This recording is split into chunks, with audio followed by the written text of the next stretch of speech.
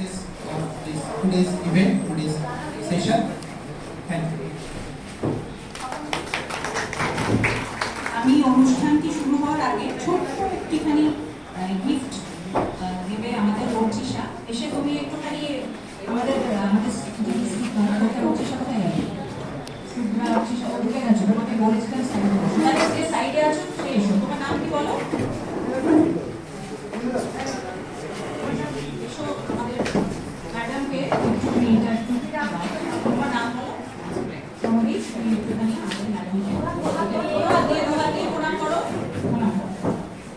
হ্যাঁ, প্রণাম করো। হ্যাঁ হ্যাঁ হ্যাঁ হ্যাঁ, এইটাও দাও, এটাও দিয়ে দেবো, এটাও দাও। হ্যাঁ হ্যাঁ, ঠিক আছে ঠিক আছে, এবার বসো। এবার আমাদের আসল মূল প্রোগ্রামটি শুরু করব। তার আগে আমাদের স্পিকার সম্পর্কে ছোট্ট করে একটি পরিচিতি দেবেন আমাদের সিনিয়র কমিটি মেম্বার এবং ইকোনমিক্সের অধ্যাপিকা প্রফেসর নয়না গুরু।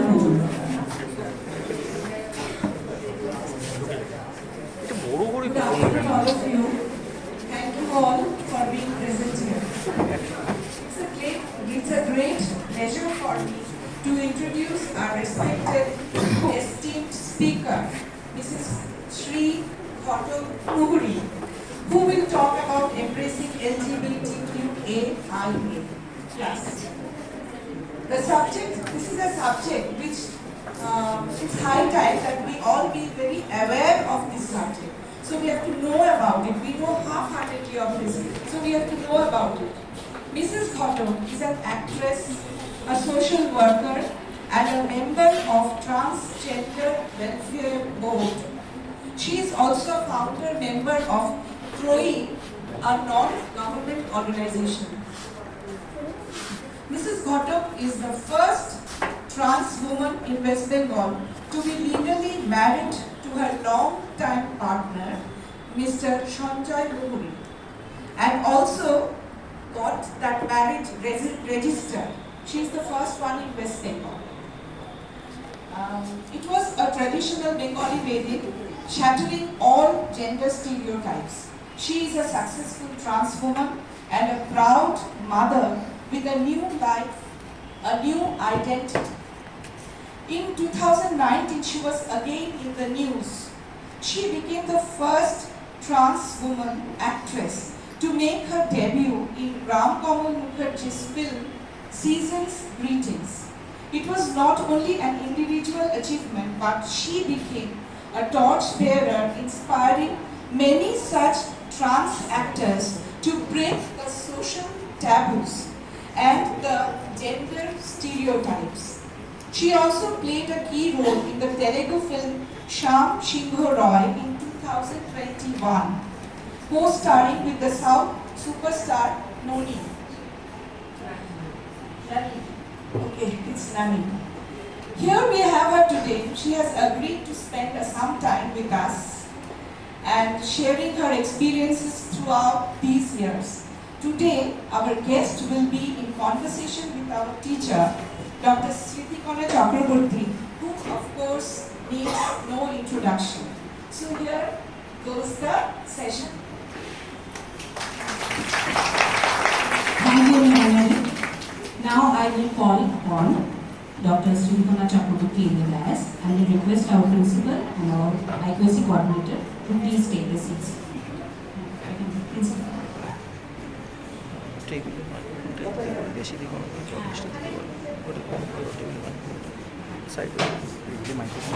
ফোন করে দিও না সবাই দিয়ে দিই সেটা করে একটু বসে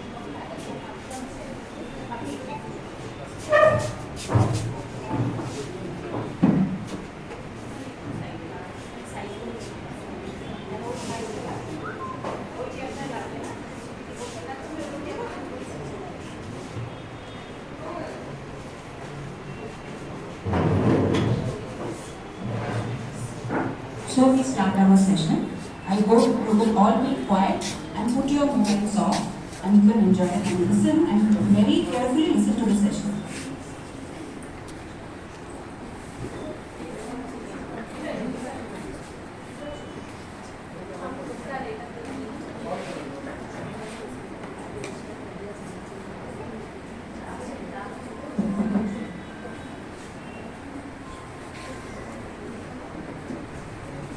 নমস্কার।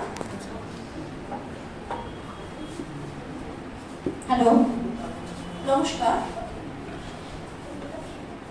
শুরু হচ্ছে আজকের এই পর্ব।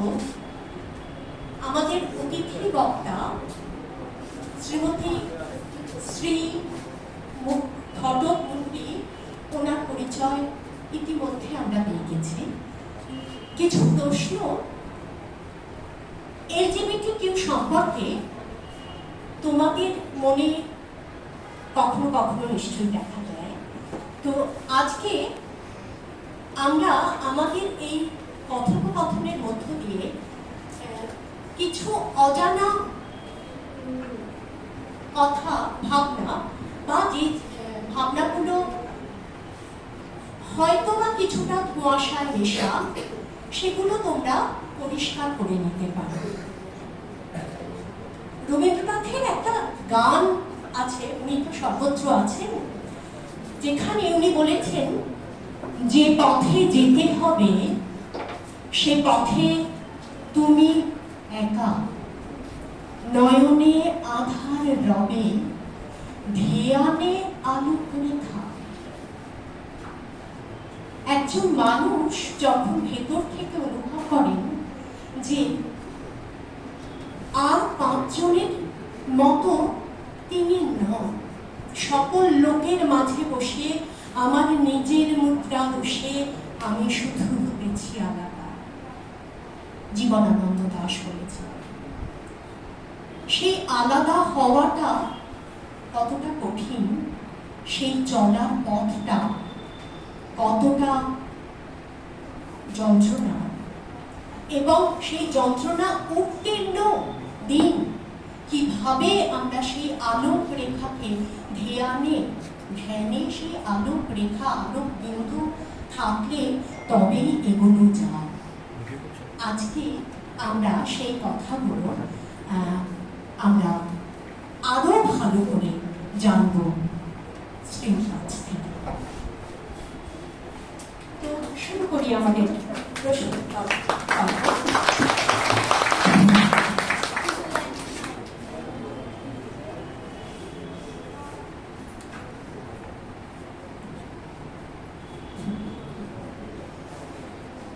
আমার প্রথম প্রশ্ন, LGBTQIA এই সম্পর্কিত ধারণাগুলো আমাদের ছেলে মেয়েদের হয়তো অতটা স্বচ্ছ নয়। ওরা শুনেছে নিশ্চয়ই, আজকে ইন্টারনেটের যুগে ওরা হয়তো কিছুটা শুনেছে। প্রাথমিক ধারণা কোথায় কখন অনুভবটা আসে, আজকের সমাজ কতটা তাকে বোঝে বা বোঝে না, এই জার্নিটা যতটা মানসিক, শারীরিক, তার থেকেও অনেক বেশি মানসিক, সেই জন্য না বোঝার একটা জায়গা থাকে। আমার প্রথম প্রশ্ন এই নিয়ে যদি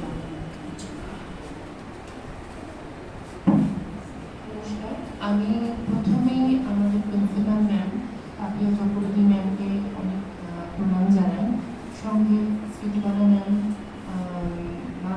মানসী ম্যাম, সবাইকে আমি অনেক সাধুবাদ এবং প্রণাম জানাবো, এবং উপস্থিত সমস্ত ম্যামদের, স্যারদের এবং তোমরা যারা সবাই আছো প্রত্যেককে আমার অনেক আন্তরিক ভালোবাসা এবং প্রণাম জানাই। এবং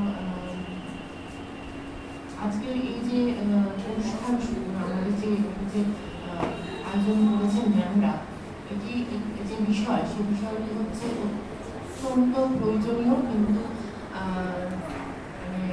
দুর্ভাগ্যবশত সেইভাবেই অবহেলিত সমাজে এবং আমাদের প্রত্যেকের কাছে। আমরা এটা নিয়ে কথা বলতে লজ্জা পাই, ভয় পাই, কিন্তু আমরা আমাদের পরিবারের কোনো জায়গায় হয়তো এরা বেড়ে ওঠে, আমরা প্রতিটা সময় তাদেরকে অবহেলার চোখে দেখি এবং অবহেলা করি। কিন্তু এই কোন অধিকার আমাদের ঈশ্বর, মানব সমাজ, শিক্ষিত মানব সমাজ আমাদেরকে দেয় না। এবং আজকে সরাসরি চলে যাই ম্যামের প্রশ্নে, প্রথম প্রশ্নে, যেটি হচ্ছে আজকের যে বিষয়টি নিয়ে আমাদের কথোপকথন, যে টার্মটা নিয়ে আজকে আমরা কথা বলছি। প্রথমেই LGBTQIA+,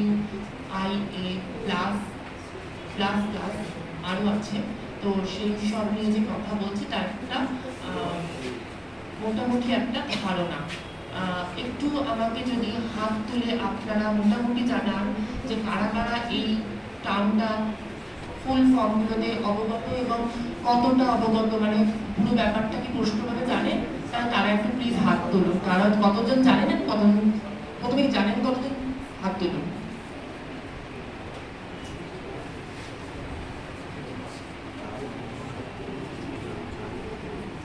আপনি জানেন মানে যে আপনি এই মানে টার্মের আওতায় পড়ে যাবেন এরকম কিন্তু কিছু নয়। আপনার জানাটাই কিন্তু সব থেকে বড় জিনিস। হ্যাঁ, এটা কিন্তু মানে আমাকে আমার পৃথিবীর সমস্ত ল্যাঙ্গুয়েজগুলো জেনে ফেলতে হবে এটা যেমন একদমই কাম্য নয়, কিন্তু আমি আমার যে রাজ্যে বাস করি সেই রাজ্যের ল্যাঙ্গুয়েজটা আমার কাছে খুব স্পষ্টভাবে পরিষ্কারভাবে আমি জানি, এটা কিন্তু খুব সম্মানের। তো আমি সেটাই বলতে চাইছিলাম যে আপনি কতটা জানেন সেইটুকুই আমার জানার বিষয়। তাহলে আমরা ধরে নিতে পারি মোটামুটি 3 থেকে 4 জন বাদে কেউ আমরা জানি না, এই মতো পরিষ্কার নয় আমাদের গণনাটা। তাহলে আজকে একটু বলি যে LGBTQI+ এই প্রথমে আসছে এল মানে লেসবিয়ান। এই লেসবিয়ান কথাটার সঙ্গে আমরা বোধহয় অনেকেই এখন মাথা নাড়বো, আমরা অনেকেই মানে একজন নারী অন্য একটি নারীর সঙ্গে তার সম্পর্ক হওয়া এবং তাকে তার ভালো লাগা এবং তার সঙ্গে তার সমস্তটা শেয়ার করে নেওয়া, এই যে সম্পর্কটাকে আমরা LGBTQI+ আমরা বলছি লেসবিয়ান, মানে একটি নারীকেই পছন্দ হবে এবং তিনি তার সাথে থাকতে স্বাচ্ছন্দ্য বোধ করবেন। এটি হচ্ছে প্রথম। এবং তারপরে হচ্ছে জি ফর হচ্ছে আপনার গে সেক্সুয়াল। আমরা জানি সবসময় একটি ছেলের সাথে রিলেশনে থাকতে পছন্দ করবে, তারা একটি ছেলেকে একটি ছেলে পছন্দ করবে, একটি পুরুষকে পছন্দ করবে, এটি হচ্ছে গে। তারপরে আসছি LGBT, টি মিনস ট্রান্সজেন্ডার, বাইসেক্সুয়াল। তো বাইসেক্সুয়াল আমরা সবাই জানি যে যে কোনো একজন পুরুষ বা নারী তিনি যে কোনোভাবে অন্য একটি জেন্ডারের সাথে তিনি কিন্তু সেক্সুয়ালি তার যে রিলেশনশিপ সেটাকে রাখতে পছন্দ করেন এবং একই সঙ্গে তার যে জেন্ডার সেই জেন্ডারের মানুষের সাথে রিলেশনশিপটা একইভাবে রাখতে তিনি স্বাচ্ছন্দ্য বোধ করবেন। এখানে কিন্তু তিনি উভয় কামি যেটাকে আমরা বলবো সেরকম একজন মানুষ কিন্তু তিনি হন। এবার যদি কোনো কনফিউশন থাকে বুঝতে আমাকে তো প্লিজ জিজ্ঞেস করবেন, বা আমি যদি কোথাও ভুল হই যারা জানে আমাকে একবার ডিফাইন করে দিতে পারে, আমার জানাটা শেষ যেন না হতে পারে। এবার আসছি আমরা LGBT, টি মিনস ট্রান্সজেন্ডার। এখানে একটু বলে দেওয়া দরকার, আমাদের বেশিরভাগ ক্ষেত্রে এই ভুলটা হয়, সেটা হচ্ছে একজন ট্রান্সজেন্ডার আর ট্রান্স ওমেন বা ট্রান্স ম্যানের মধ্যে যে আমরা মানে যে সূক্ষ্ম লাইনটা আমরা বারবার গুলিয়ে ফেলি, এইটাই হচ্ছে ট্রান্সজেন্ডার। মানে একজন রূপান্তরিত এবং রূপান্তরকামী, এর মধ্যে পার্থক্যটা আমরা এখানে একটুখানি আবার স্পষ্ট করে দিই। একজন রূপান্তরকামী মানে যে কামনা করছে আমি রূপান্তর হব বা আমার নিজের মধ্যে কোনো রূপান্তর আছে, আমি সেই প্রান্তিক মানুষ, এবং রূপান্তরিত হয়ে যাওয়ার পর সে নিজের SRS মানে আপনার সার্জারির পর যে দেহটি সে পেল, সেই মানুষটা হচ্ছে রূপান্তরিত নারী বা রূপান্তরিত পুরুষ, এটাই হচ্ছে ট্রান্সজেন্ডার। তো আমরা ট্রান্সজেন্ডারও বুঝেছি। এরপর আসছি হচ্ছে কিউ মিনস কোয়ার। আমাদের যে LGBTQI+ এই যে আমব্রেলা, এই যে একটা আমব্রেলার এটা একটা টার্ম কিউকে আমরা অনেকভাবে নানানভাবে অভিহিত করি, কিন্তু তার সঠিক আমরা ধারণা খুঁজে পাই না। এই কারণেই কিছু মানুষ আমাদের মধ্যে এমনও আছেন যারা নিজেদের আইডেন্টিটি নিজেরাই বুঝতে পারেন না, মানে তিনি পুরুষের মতো ব্যবহার করবেন না নারীর মতো ব্যবহার করবেন, তিনি কি করবেন তিনি নিজেই ঠিক বুঝতে পারেন না, এদেরকে আমরা ফুয়ারে ধরবো। এবার আমরা আসছি আই মানে হচ্ছে ইন্টারসেক্স মিনস এমন কিছু সন্তান আমাদের জন্মায় পৃথিবীতে, এমন কিছু বাচ্চা জন্মায় যাদের সেক্সুয়াল অর্গান হয়তো তার একজন পুরুষ হয়ে জন্মালো, তার পুরুষ অর্গানটাও রইলো, তার সাথে ফিমেল হরমোনটা মানে অর্গানটাও কিছুটা অস্ফুটিত হয়ে রইলো, বা একজন মহিলা হয়ে জন্মালো কিন্তু তার পুরুষ হরমোনটা অস্ফুটিত হয়ে রইলো। একে আমরা ইন্টারসেক্স চাইল্ড বলে আমরা কিন্তু বলবো। সেই সংখ্যা আমাদের দেশে অনেক কম, তো কিন্তু সেটা আমরা কিন্তু এই আবেদনের মধ্যেই কিন্তু আমরা ধরতে পারি। এবার আসছে এ মিনস আদার্স। আমরা জানি না আমাদের মধ্যে কার কি ওরিয়েন্টেশন, আমরা নিজেদেরকে সোশ্যালি একরকম আমরা রিয়াক্ট করি, কিন্তু আমরা সোশ্যালে মানে আমাদের সমাজে থাকার জন্য আমরা কিন্তু অনেক সময় নানান রকম রিয়াক্ট করি, কিন্তু আখেরেও কিন্তু আমাদের সেই আমরা কি তাই আমরা এটা বুঝে নেওয়ার জন্য আমাদের কিন্তু নিজেকে অনেক বেশি রিলেশন, আমার নিজের সেলফ রিলেশনের অনেক দরকার আছে। তো আদার্স, অনেকে আদার্স থাকতে পারে আমাদের মধ্যে, সেই জন্য আদার্স প্লাস প্লাস প্লাস আরো যারা এসে যুক্ত হবে এই আমব্রেলার মধ্যে তারা সবাই প্লাস। তো মোটামুটি একটা ধারণা যদি বলতে চাই তো এইটুকুই আমার জ্ঞানে।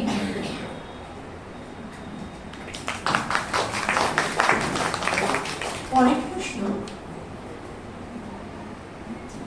যখন প্রথম অনুভব আসে মনের মধ্যে, সেই অনুভবটা ভেতর থেকে আসে নাকি সেই অনুভবটা জাগিয়ে তোলা হয়? কতটা বাহ্যিক, কতটা অভ্যন্তরীণ? আচ্ছা, শুরুতে মানে আমরা ধরুন আমাদের যে বাচ্চারা আমাদের যে ছোট থেকে বড় হয়, প্রত্যেকের বাড়িতেই আমরা আমাদের নিজেদের বাচ্চারা আছে, কারোর বাড়িতে তার ভাই বোন আছে, বা বোনের মেয়ে, দাদার বাচ্চা, দাদার ছেলে, নিশ্চয়ই সবাই জানো। তো কাউকে কি দেখেছো কোনো বাচ্চাকে প্রথমেই সে এই মানে এই লিঙ্গ বৈষম্য বা নিজের আইডেন্টিটি, নিজের লিঙ্গান্তর এইসব নিয়ে কথা বলতে কাউকে কি আমরা দেখেছি আজ পর্যন্ত? মানে আমরা কিন্তু এটা দেখি না কাউকে, সচরাচর বাচ্চাদের কিন্তু এরকম আমরা কিন্তু দেখি না, কারণ তাদের মধ্যে সেই বোধটা থাকে না, একদমই থাকে না। তারা নিজেদের মানে যে বাল্য স্বভাব সেটাতেই কিন্তু তারা কিন্তু তাদের কাজকর্ম যেগুলো যেভাবে করে সেভাবে কিন্তু তারা করতে অভ্যস্ত থাকে। কিন্তু আমাদের পরিবেশ, আমাদের যে একটা যে পদে বেঁধে দেওয়া যাচ্ছে, মানে একদম মূল কথা বলতে গেলে আমাদের যেভাবে বেঁধে দেওয়া হয়েছে সমাজে, যে একটি ছেলে যেভাবে রিয়াক্ট করবে একটি মেয়ে সেভাবে রিয়াক্ট করবে না, বা একটা মেয়ে যেভাবে রিয়াক্ট করবে সেভাবে একটি ছেলে রিয়াক্ট করবে না। আমাদের বারবারই বলতে শোনা যায় বাবা মাদের বা অভিভাবকদের, ছেলেরা কাঁদবে কেন, ছেলেদের চোখে জল কেন, তোমরা কাঁদছো কেন, মেয়েদের মধ্যে কেউ কাঁদে? এই কথাটা কিন্তু মারা বারবার ছেলেদের বলে, মেয়েদের মধ্যে কেউ কাঁদে মানে ছেলেদের কাঁদা বারণ। কোথায় বলা আছে ছেলেদের কাঁদা বারণ বা ছেলেরা কাঁদবে না? বা একটি মেয়ে যদি খুব ছোট করে চুল কেটে ফেলে সঙ্গে সঙ্গে বলা হয় ছেলেদের মধ্যে চুল কেটেছো কেন, ছেলেদের মধ্যে পোশাক পরেছো কেন, এত ছোট প্যান্ট পরেছো কেন? কোথায় বলা হয়েছিল যে এত ছোট প্যান্ট পরলেই তুমি খারাপ, তুমি ছেলেদের মতোই হয়ে যাও? কোথাও তো বলা দেওয়া হয়নি। তাহলে আমরা বারবার এটাকে তাদের কাছে চাপিয়ে দিতে চাই কেন? কেন তাদেরকে নিজেদের মতো আমরা পছন্দের মতো বাঁচতে দিতে পারবো না, কেন দিই না? এই প্রশ্নটা কি অভিভাবকরা আমরা কখনো ভেবেছি, আমরা করেছি? তাহলে আমরা কিন্তু সেই বাচ্চাদের সমাজ থেকে এই চাপটা প্রথম দেওয়া হয় তার পরিবারকে, এবং পরিবার সেই অঙ্কুরিত চারাটাকে প্রথমে বেশি বেশি সার, বেশি বেশি মাটি দিয়ে তার যে মানে স্বাভাবিক যে তার বেড়ে ওঠাটাকে আমরা প্রথমেই কিন্তু আমরা বন্ধ করে দেওয়ার একটা চেষ্টা করি, কি ভালো ফল হওয়ার আশায়। এই ভালো ফল দেওয়ার আশায় আমরা যে আদপেও সারবিহীন সবজি, ফল এবং কি বলবো মানে বৈদেশিক শিক্ষা ব্যবস্থা নিয়ে গড়ে ওঠা মানুষ পাচ্ছি না এই সমাজে, আমাদের বাংলায় যে পাচ্ছি না, এটা কিন্তু বারবার বলে। তো আমাদের সেই সন্তান, সেই ছাত্র, সেই ছাত্রী, সেই যদি তৈরি করতে হয়, বাড়ি থেকেই এর তার গোড়াপত্তন শুরু করতে হবে। তার মানে কোথাও একটা অনেক সময় আমরা বলে থাকি যে কেমন যেন মেয়েদের মতো কোনো একটি ছেলেকে কেন মেয়েরই ভাবটা দেয় বা কোনো ছেলে ছেলে ব্যবহার করে। হ্যাঁ, মেয়ের একটু মেয়েরই ব্যবহার এ থাকবে না, এমন ছেলে ছেলে ভাব দেয়। তার মানে বাড়ির থেকে এই জাতীয় মন্তব্যগুলো কোথাও একটা ইফেক্ট করে বাচ্চাকে। একদম একদম। এবং সেইখান থেকেই কি প্রথম এটার সূচনা হয় যে চেতনাটা ধাক্কা খায় যে আমি কি তাহলে আলাদা। একদম তাই, মানে যখন সে বেড়ে ওঠে, তারপর যে বাড়ি থেকে প্রথম তার যে পরিবারের থেকে তার যে এই যে তাকে যে ধাক্কা দেওয়া হয় প্রথম, সেখানে তিনি সেই বাচ্চাটি তো মর্মাহত হয়, ভয় পেয়ে যায়। অ্যাকচুয়ালি আমি বলবো ভয় পেয়ে যায় বাচ্চাটি। তারপরেই তার প্রথম শুরু হয় তার স্কুল, যেখান থেকে তার বেড়ে ওঠা, এবং তার সহপাঠীরা প্রত্যেকে তাকে যে কোন ভাষাগুলো দেওয়ার বারবার প্রচেষ্টা করে, যে তুমি একটু অন্যরকম, কেন এরকম করছো, কেন তোমার আচার আচরণে এরকম অস্বাভাবিকতা লক্ষ্য পাচ্ছে, তুমি কেন অন্য 5টা বাচ্চার মতো নও। এই যে বারবার আমি বললাম সেখানে যে কেন আর 5 জনের মতোই আমাকে হতে হবে, এই প্রশ্নটা কেন আমাদের মনে যাচ্ছে না। যদি এটা আমরা না বুঝতে পারি নিজেরাই, তাহলে ভবিষ্যতে আরো এরকম সেশনের কোনো মানেই থাকবে না। প্রথমেই বুঝতে হবে, কারণ আজকে হয়তো এখানে অনেকেই স্টুডেন্ট, হয়তো তোমরা আজকে ভাবছো যে এগুলো আজকে আমাদের শুনে কি লাভ, কারণ ভবিষ্যতে তোমরা বাবা মা হবে, তোমাদেরও হয়তো এই পজিশনেই আসতে হবে। হয়তো কারোর বাড়ির হয়তো সেই শিশুটি হয়তো এরকম মানুষ হয়ে জন্মাবে। তখন তো তোমাদের এটা বুঝতে হবে যে আমি কেন তাকে এটা চাপিয়ে দিচ্ছি, বা যদি কেউ চাপিয়ে দেয় তাকে যেটা বোঝাতে হবে যে এটা চাপিয়ে দেওয়ার জায়গা নয়। তাকে তার মতোই বাড়তে হবে, তাকে তার মতোই বুঝতে হবে, সে যেরকম চাইছে তাকে তার মতোই বাড়তে হবে। আমি শুধু এটুকু বলবো যে ধরো মাধ্যমিকের পর আমরা যখন উচ্চ মাধ্যমিক, আমরা যখন প্রথম কলেজে যাই বা আমরা কোনো উচ্চ বিদ্যালয়ে জানতে চাই, যে শিক্ষা আমাদের যে 11 ক্লাস বা 12 ক্লাসের জন্য কি স্ট্রিম নেবো সেটা জানার জন্য আমরা যখন একটা আমাদের মনে হয় নানান রকম সংশয় তৈরি হয়, যে হয়তো অনেকে দেখবে একটুখানি সায়েন্স গ্রুপে ভালো নাম্বার পেয়েছে, তখন আমরা ভাবি যে আমরা সায়েন্স নিয়ে পড়বো। কিছু ভাষাভাষী মানুষ বলতে থাকে সায়েন্স নিয়ে পড়িস না, তাহলে কিন্তু মহাবিপদে পড়বি, সাংঘাতিক পড়তে হয়, মানে তোর মাথায় ঢুকবে না। কিছু লোক বাড়ি থেকে পাশ থেকে আত্মীয় স্বজনরা মাকে ফোন করে বলে ও কি নিচ্ছে, মা যদি বলে ও আর্টস নেবে কেন, ছেলেরা কি আর্টস নেয়, ওটা মেয়েদের সাবজেক্ট।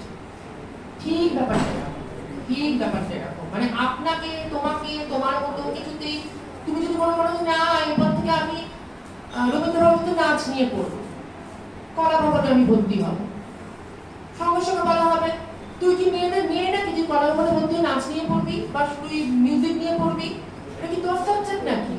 এ বাবা, এটা তো মেয়েরা পড়ে। কিন্তু তুমি কি চাইছো, এটা তো সব থেকে বড় জিনিস, কারণ বাঁচতে হবে দিনের শেষে তোমাকে, সমাজের সাথে লড়তে হবে তোমাকে, বাঁচতে হবে তোমাকে, জবাব দিতে হবে তোমাকে। তোমার ভবিষ্যতে তোমার জন্য অপেক্ষা করছে, তোমার সাথে তোমার পরিবারের সাথেও জন্যও নয়, তোমার চারপাশে মানুষদের জন্যই নয়। তো এইটা বুঝে যদি আমরা অভিভাবকরা বা শিক্ষক শিক্ষিকারা আমাদের আগামী প্রজন্মকে একটু বুঝতে শিখি, নিজেরা বুঝতে শেখাই নিজেদেরকে, আমার মনে হয় আর কোনো অসুবিধা হবে না।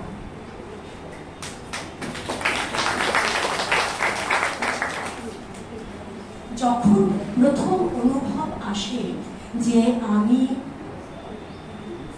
আমি সম্ভবত আলাদা,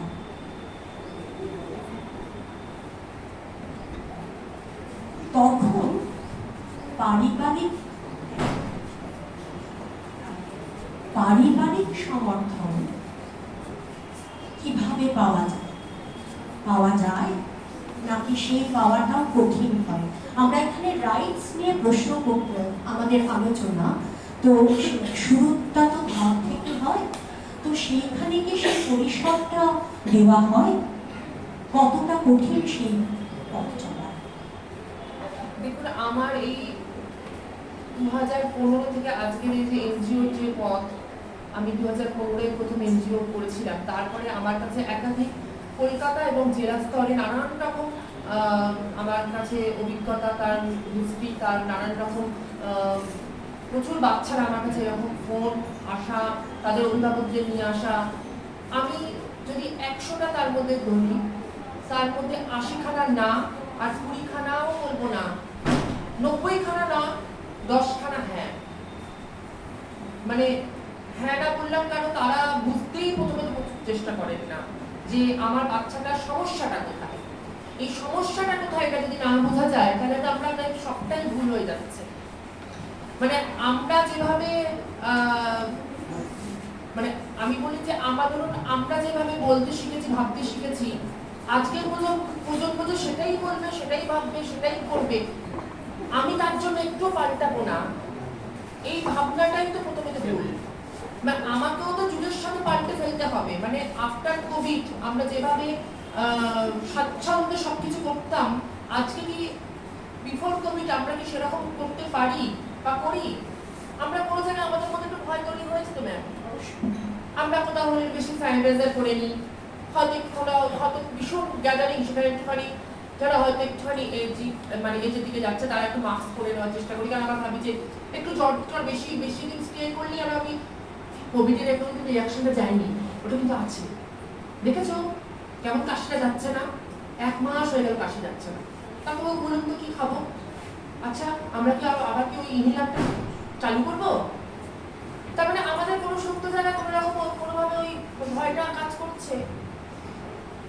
তাহলে আমরা এই ভয়টা আমাদের প্রথমে কাটিয়ে উঠতে হবে। আমাদের বুঝতে হবে যে আমাদের যুগের সাথে পা মিলিয়ে আমাদের চলতে হবে।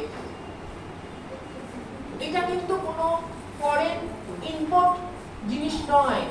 আমাদের ইতিহাস বলছে, আমাদের পুরাণ বলছে আমরা ছিলাম, আমরা আছি, আমরা থাকব। আমরা যদি ভগবানে বিশ্বাস করি, আমরা যদি ঈশ্বরের সত্যিতে বিশ্বাস করি, সেখানেও আমরা দেখব বিজ্ঞান তো তার প্রতি মুহূর্তে বলছে এটা ভীষণভাবে ন্যাচারাল, ভীষণভাবে নর্মাল। আমরা তাও বিশ্বাস করতে চাইছি না। আমরা যদি পুরাণে যাই, সেখানেও দেখব ভগবান শ্রী বিষ্ণু কিন্তু তার প্রতিটা অবতারে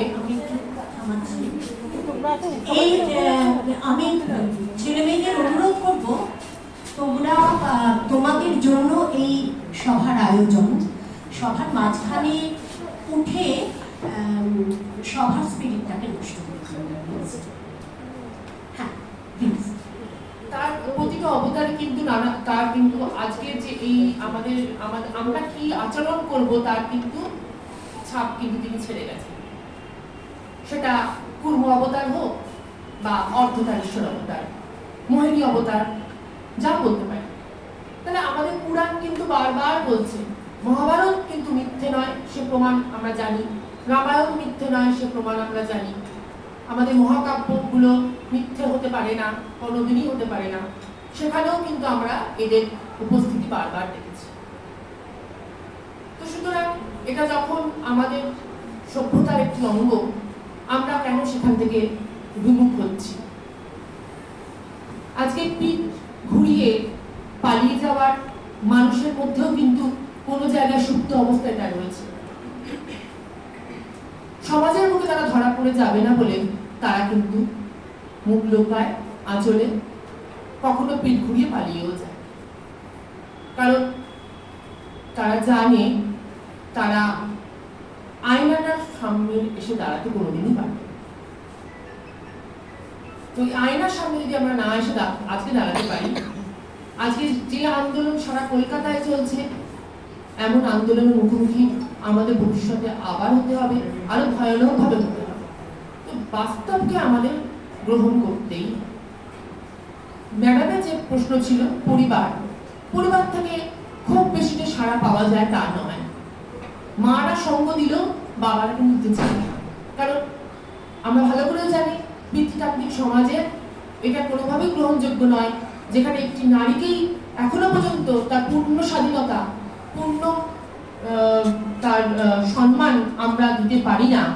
সেখানে একজন হয়ে ওঠা মেয়ে বা হয়ে ওঠা মানুষকে সম্মান দেব, এটি আমাদের এখনো পর্যন্ত শিক্ষায় আমরা আমাদের লেখানে আনতে পারিনি মনে হয়। সেটা আমাদের অনুশীলন করতে হবে, আর সেটা ক্রমশ হবে আমার বিশ্বাস। ঠিক ধীরে ধীরে মানসিকতার বদল তো হচ্ছে এবং ভবিষ্যতে হবে। সচেতনতাটা সব থেকে বেশি জরুরি।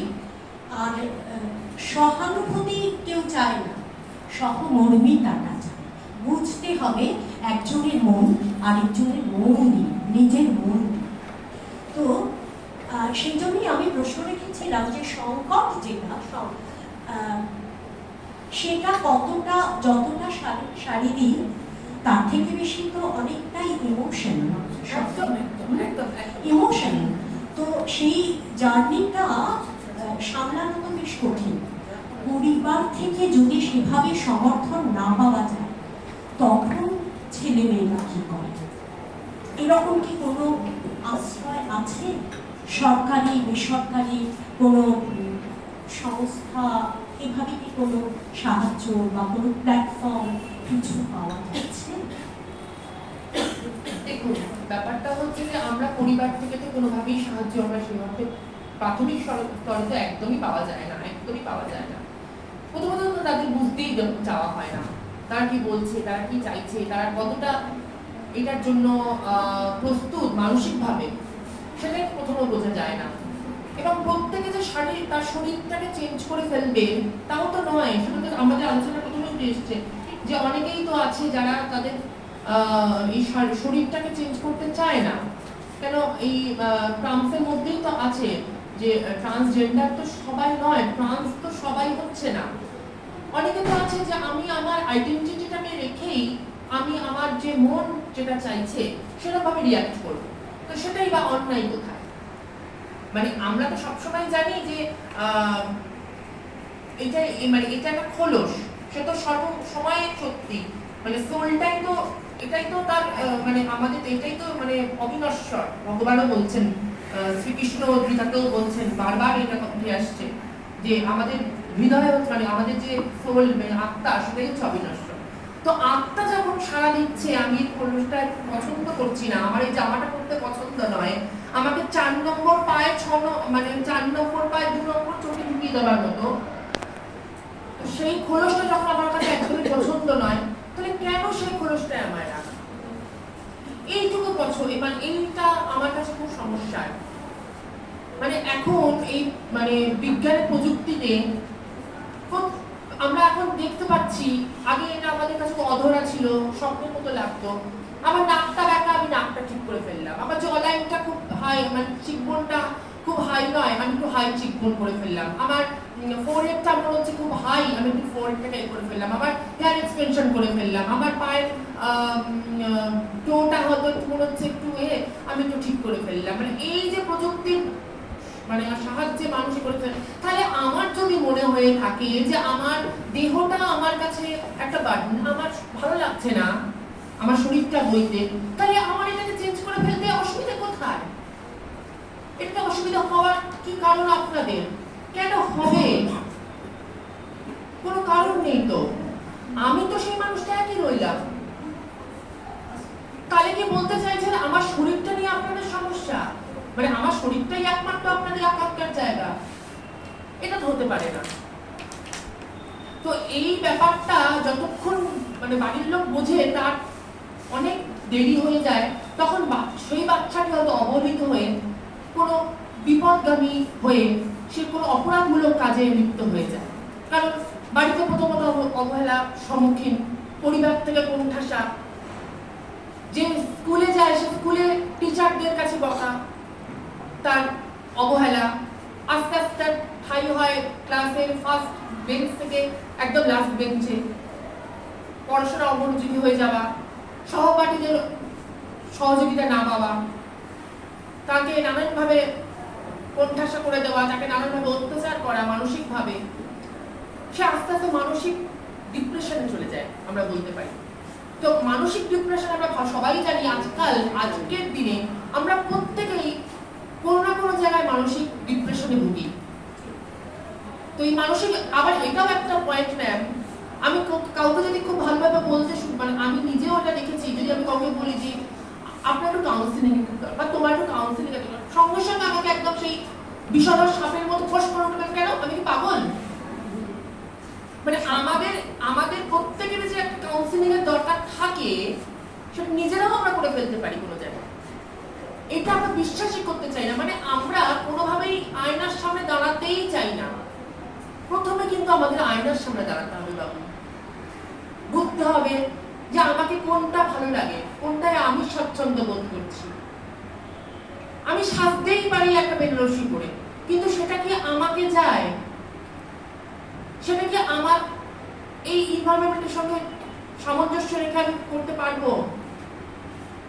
তো আমাকে তো সেটা বুঝতে হবে যে আমি কি চাইছি, আমি কতটা এটা স্বাচ্ছন্দ্য বোধ করছি। এবং আরেকটা জায়গাও আছে ম্যাডাম, আমি দেখেছি আমরা যারা এই যৌনপ্রান্তিক মানুষদের দলে পড়ি, তারা কিন্তু কোনোভাবে আমরা বোঝাতেও পারি না। অনেককে আমি দেখেছি, কারণ বোঝাতে না পারার কারণ ওই একটাই, চুপ করিয়ে দেওয়া, বারবারই সব জায়গায় চুপ করিয়ে দেওয়া।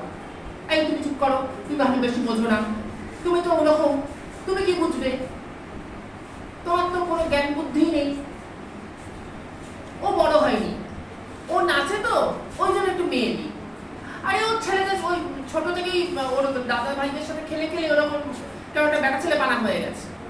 দেখো না, বড় করে চুল রাখতেই চায় না, সবসময় চুল কেটে ফেলে। এই যে এক্সট্রা আমাদের মানে আমরা অর্ডার চাপিয়ে দিই সবসময়, এটা না করতে বারণ করছি না, যে সে কি চাইছে সেটা প্রথম থেকেই বোঝুন, শুনুন।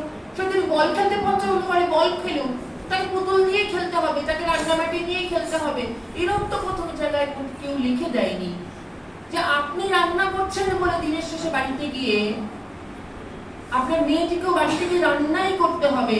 তার শরীর খারাপ হতে পারবে না, সে তার স্বামীকে বলতে পারবে না যে আজ আমি রান্না করবো না, এই অধিকার তার থাকবে না। কে লিখে দিয়েছিল? কেন বারবার আমাদেরকে বোঝানো হবে যে না তোমাদের মানিয়ে নিতে হয়? মেয়েদের না মানাতেই হয়, জানো, সংসারে না মানাতেই হয় মেয়েদের। কেন বলুন তো? এই মানিয়ে নেওয়াটা কেন আমরা বারবার মানিয়ে নিচ্ছি? আমার এখানে খুব বড় প্রশ্ন আছে। এবং ম্যাডাম যেটা বললেন যে আমরা কোনো সরকার বা সমাজ থেকে কোনো রকম সহযোগিতা পাচ্ছি কিনা, সেই মতো কোনো ইনফ্রাস্ট্রাকচার আজ পর্যন্ত আমার চোখে গড়ে ওঠেনি। তবে হ্যাঁ, কেন্দ্র সরকার কিছু প্রকল্প দিয়েছেন, সেই মতো দুটো হোম পশ্চিমবঙ্গে তৈরি হয়েছে। তার সময়সীমা 6 মাস করে। তবে 6 মাসের মধ্যে মানুষ কতটা তার অর্থনৈতিক বা তার সামাজিক পরিকাঠামোকে ডেভেলপ করতে পারে বলে আমার খুব সন্দেহ আছে।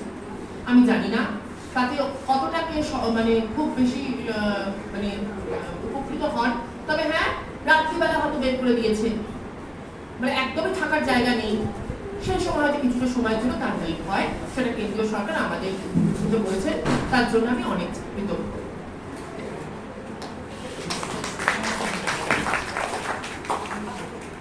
তাহলে চলার পথে সংকটগুলো কিন্তু আছে, নিশ্চয়ই সংকটগুলো আছে।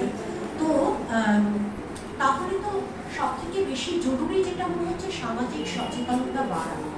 কিভাবে সেই সচেতনতা বাড়ানো যায়, আপনারা কিভাবে সেটা নিচ্ছেন?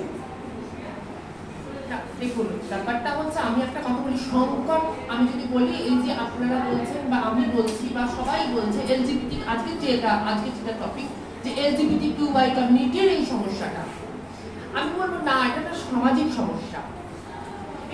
এটা কোনো ব্যক্তির স্বাধীন সমস্যা নয়, হতে পারে না। এটা আমাদের সমাজের সমস্যা, কারণ আমরা সমাজে বাস করি, আমরা সামাজিক জীব আমি জীবই বলি, কারণ আমরা আজকে জীবে পরিণত হয়েছি। মনুষ্যত্ব আমাদের মধ্যে কোথায় চলে গেছে আমি আজকের দিনে বলতে পারবো না, নাহলে আজকে এই সমস্যার দিনে দাঁড়িয়ে আমরা উৎসবে ফেরার কথা বলতাম না। তো জানি না আমার মনুষ্যত্ব কোথায় হারিয়ে গেছে, আমার মনুষ্যত্ব কোথায় লুকিয়ে গেছে আমি জানি না। তো আমি একটা কথা বলবো যে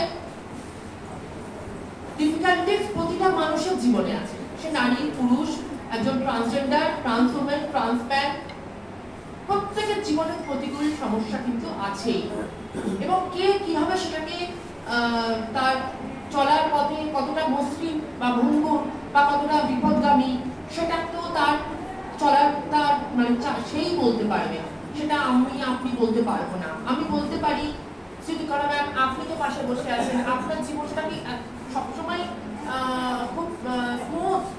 একেবারেই নয়।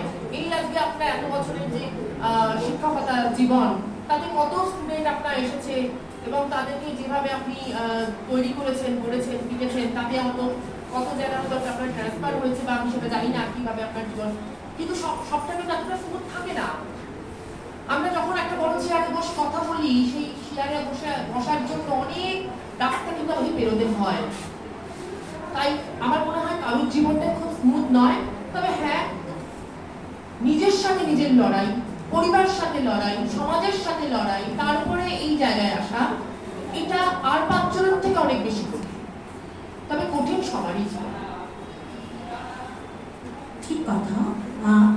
আমার প্রশ্নটা একটু অন্য জায়গায় ছিল। প্রশ্নটা ছিল সচেতনতা বৃদ্ধিতে কতগুলো মানে এস্টাবলিশমেন্ট থেকে তো শুরু করলে ভালো হয়। সেক্ষেত্রে স্কুল লেভেলে কি এ জাতীয় সচেতনতা বৃদ্ধির কোনো স্কুল আছে? এরকম কি ভাবনা চিন্তা স্কুল বা কলেজ লেভেলে, এই যে আমরা ছেলে মেয়েদেরকে মানে ছেলে মেয়েদের সামনে তুলে ধরছি, এটা আরেকটু আগে থেকে শুরু হলে কি ভালো হয় বলে আপনার মনে হয়? ম্যাম দেখুন, ব্যাপারটা হচ্ছে আপনি যে প্রশ্নটা আমাকে করেছেন তার উত্তর আমি দিয়ে ফেলেছি আমার উত্তরে। হয়তো আপনি একটু মানে আমি হয়তো স্পেসিফিক হয়তো বলেননি, মানে বলিনি। আমি বললাম যে আমাদের কিন্তু সমস্যা সবার আছে। তাই কেন বললাম কথাটা সবার আছে, আমরা বারবারই না এদেরকে একটা কোণঠাসা করে দিচ্ছি। এটা প্রথমেই বন্ধ করে দিতে হবে। দেখুন আমাদের সমস্যা মিটে গেছে। আমি প্রশ্ন উত্তর দিতে পেরেছি কি ম্যাম? হ্যাঁ, তোমরা আশা করি বুঝতে পেরেছো। প্রথমেই কিন্তু আমরা কোণঠাসা করে ফেলছি। এই কমিউনিটি আমার এই চাই, আমার সেই চাই, আমার হসপিটালে বেড চাই, আমার বাথরুম চাই, আমার একটা আলাদা বেঞ্চ চাই, আমার এটা চাই, আমার সেটা চাই না, আমার কিচ্ছু চাই না। আমার তোমার সাথে বসে কাজ করার অধিকার চাই। কেন আমার লিঙ্গ পরিচয় আমার কাজের পরিচয় হবে? ঠিক, একদম ঠিক। না, কেন আমাকে আলাদা করে বলে দিতে হবে? আমাকে কেন একটা ফর্মে কেন আলাদা করে একটা কলম থাকবে ট্রান্সজেন্ডার বলে? কেন? আমার মানুষ হিসেবে আমার কোনো আইডেন্টিটি নেই। আমার কাজ কেন পরিচয় হবে না? আমি একজন ট্রান্স অ্যাক্ট্রেস হিসেবে কেন আমাকে অভিহিত করা হবে? কেন অ্যাক্ট্রেস, কারণ অভিনয়টা আমার কাজের মাধ্যম হবে না? একদম ঠিক। এই কথাই কিন্তু আজকের আমাদের সেমিনার তার আগেও বলে দিয়েছিলাম, তার আগেও বলেছি যে আমি আমার শরীরটাকে চেঞ্জ করব কি করব না সেটা কিন্তু একদম আমার মানে রাইট এবং আমার ইচ্ছে, আমার চয়েস। এটা কিন্তু আমার আপনার চয়েস নয়, এটা আমার চয়েস। সুতরাং এটা আপনার প্রশ্নের জায়গা হতেই পারে না, মানে আপনার নয়, সমাজের। একদম তাই না? এবং আপনি যেটা বললেন না, এটা আমি স্পেসিফিক সবাইকে করে দিই। তার জন্য আমি গভর্নমেন্টকে কিন্তু তার জন্য প্রপোজাল অনেক আগেই দিয়ে রেখেছি। এই টালবেটালের জন্য সেটা হয়ে হচ্ছে না হয়তো, আমার অনেক আগেই দেওয়া আছে। আমার খুব ইচ্ছে, তার জন্য আমি অলরেডি আগেও স্কুলে করেছি, ডিপিএস নিউ টাউনে আমি অলরেডি করেছি। এবং দেখুন ব্যাপারটা হচ্ছে যতক্ষণ না আমাদের যেভাবে ইনফ্রাস্ট্রাকচারটা তৈরি না, সেভাবে গভর্নমেন্ট যেভাবে আমাদের সব দিক দিয়ে ঘিরে রেখেছে, গভর্নমেন্টের অঙ্গুলি ফ্লোর ছাড়া তো আমরা কিছু করতে পারি না। সেটা আপনারা ভালো করেই সবাই জানেন, আপনারা নিজেরও কাজ করতে গিয়ে বোঝেন। এবং নন গভর্নমেন্ট স্কুলগুলোতে করতে গেলেও একটা বড় ইনফ্রাস্ট্রাকচার দরকার, যেটা এই মুহূর্তে আমার কাছে নেই। একটা বড় টিম দরকার, যেটা আমার কাছে নেই। কেননা এইটা তো একদিনের একটি কর্মসূচি নয়, এটা দীর্ঘ কর্মসূচি। এবং এটা যতটা শহরতলিতে ততটাই কিন্তু জেলা এবং জেলা আরো বেশি গভীরে কিন্তু কাজটা করতে হবে। কারণ আমরা শহরে কজনকে পিটিয়ে মারি, কজনকে পুড়িয়ে দিই আমরা জানি না। আমি কিন্তু এরকম একাধিক ফোন জেলা স্তরে পাই, বাবা মা 7 দিন পিচ ফোন আমরা কেঁদে রেখেছে, বলছে তুই মরে গেলেও ভালো, তোকে ঘরে পুঁতে ফেলবো, তবু তোকে আমি মেয়ে হতে দেবো না। আমাদের গ্রামে এটা হবে না, আমাদের পরিবারে এটা কেউ করেনি, তুই মরে যা তার থেকে ভালো। তো সেই নৃশংসতা অন্তত কলকাতায় এখনো পর্যন্ত আমি এতটা দেখছি না। মানে পুড়িয়ে মেরে ফেলবো তাও ভালো, তোকে আমি কিছু অন্যথা করতে দেবো না। তো সেইটা তো আমি আপনাকে সেই বলছি যে আমার শুরু করার প্রচেষ্টা অনেক দিনেরই, স্কুল থেকে, যেটা থেকে আমরা যে একদম চারা গাছ থেকে অঙ্কুরিত হয়ে চারা গাছ এবং তারপরে একটা বৃক্ষ তৈরি হয়, স্কুল থেকেই হয়। এবং আমাদের মানে ছোটবেলায় অনেকটাই কেটে যায় স্কুলে। তো এখন তো আরো বেশি বাচ্চাদের স্কুলেই থাকে, বাচ্চারা পড়া স্কুল তো সন্ধ্যে পর্যন্ত ব্যক্তিদের ব্যাগ নিয়ে ঘুরে বেড়াচ্ছে।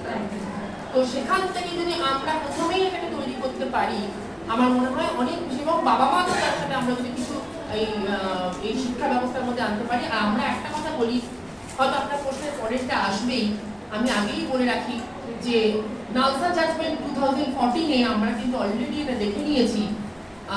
তার ধারা আপনার আমরা কিন্তু সেখানে দেখতেই পাবো 14 থেকে 21 যে এতে আছে, যে আপনি দেখতে পাবেন সেখানে অলরেডি কিন্তু সুপ্রিম কোর্ট কিন্তু এটা বলেই রেখেছে যে সমস্ত পাঠ্যপুস্তক বিদ্যালয়, উচ্চ বিদ্যালয় এবং সমস্ত ইনস্টিটিউশনগুলোতেও পাঠ্যপুস্তকে এই যে লিঙ্গ বৈষম্যের যে যে টপিক বা LGBTQI যে কমিটির যে সেটা কিন্তু এখানে নথিভুক্ত করার জন্য, এবং কিছু কিছু জায়গায় সেটা হয়েও গেছে এবং অলরেডি এটা হচ্ছে। কিন্তু এর ফ্লোটা খুব স্লো। দেখুন, আমরা সবটাই কিন্তু হবে। সতীদাহ প্রথা কি একদিনে উঠে গিয়েছিল? বিধবা বিবাহ প্রথা কি একদিনে হয়েছিল? আপনারা সবাই জানি ঈশ্বরচন্দ্র বিদ্যাসাগরকে তার নিজের ছেলেকে একটি বিধবা মেয়ের সাথে বিবাহ দিতে হয়েছিল। সেই সময় কি নৃশংসতা তাকে সহ্য করতে হয়েছিল, কি সামাজিক প্রতিকূলতার মধ্যে দিয়ে তিনি গিয়েছিলেন, আমরা সবাই জানি। সুতরাং এটা কিন্তু একদিনের কাজ নয়। আমরা আজকে বললে আজকে হবে না, এটা দীর্ঘ একটা মেয়াদী একটা প্রকল্প। এটা আমাদের সবাইকে হাতে হাত দিয়ে করতে হবে।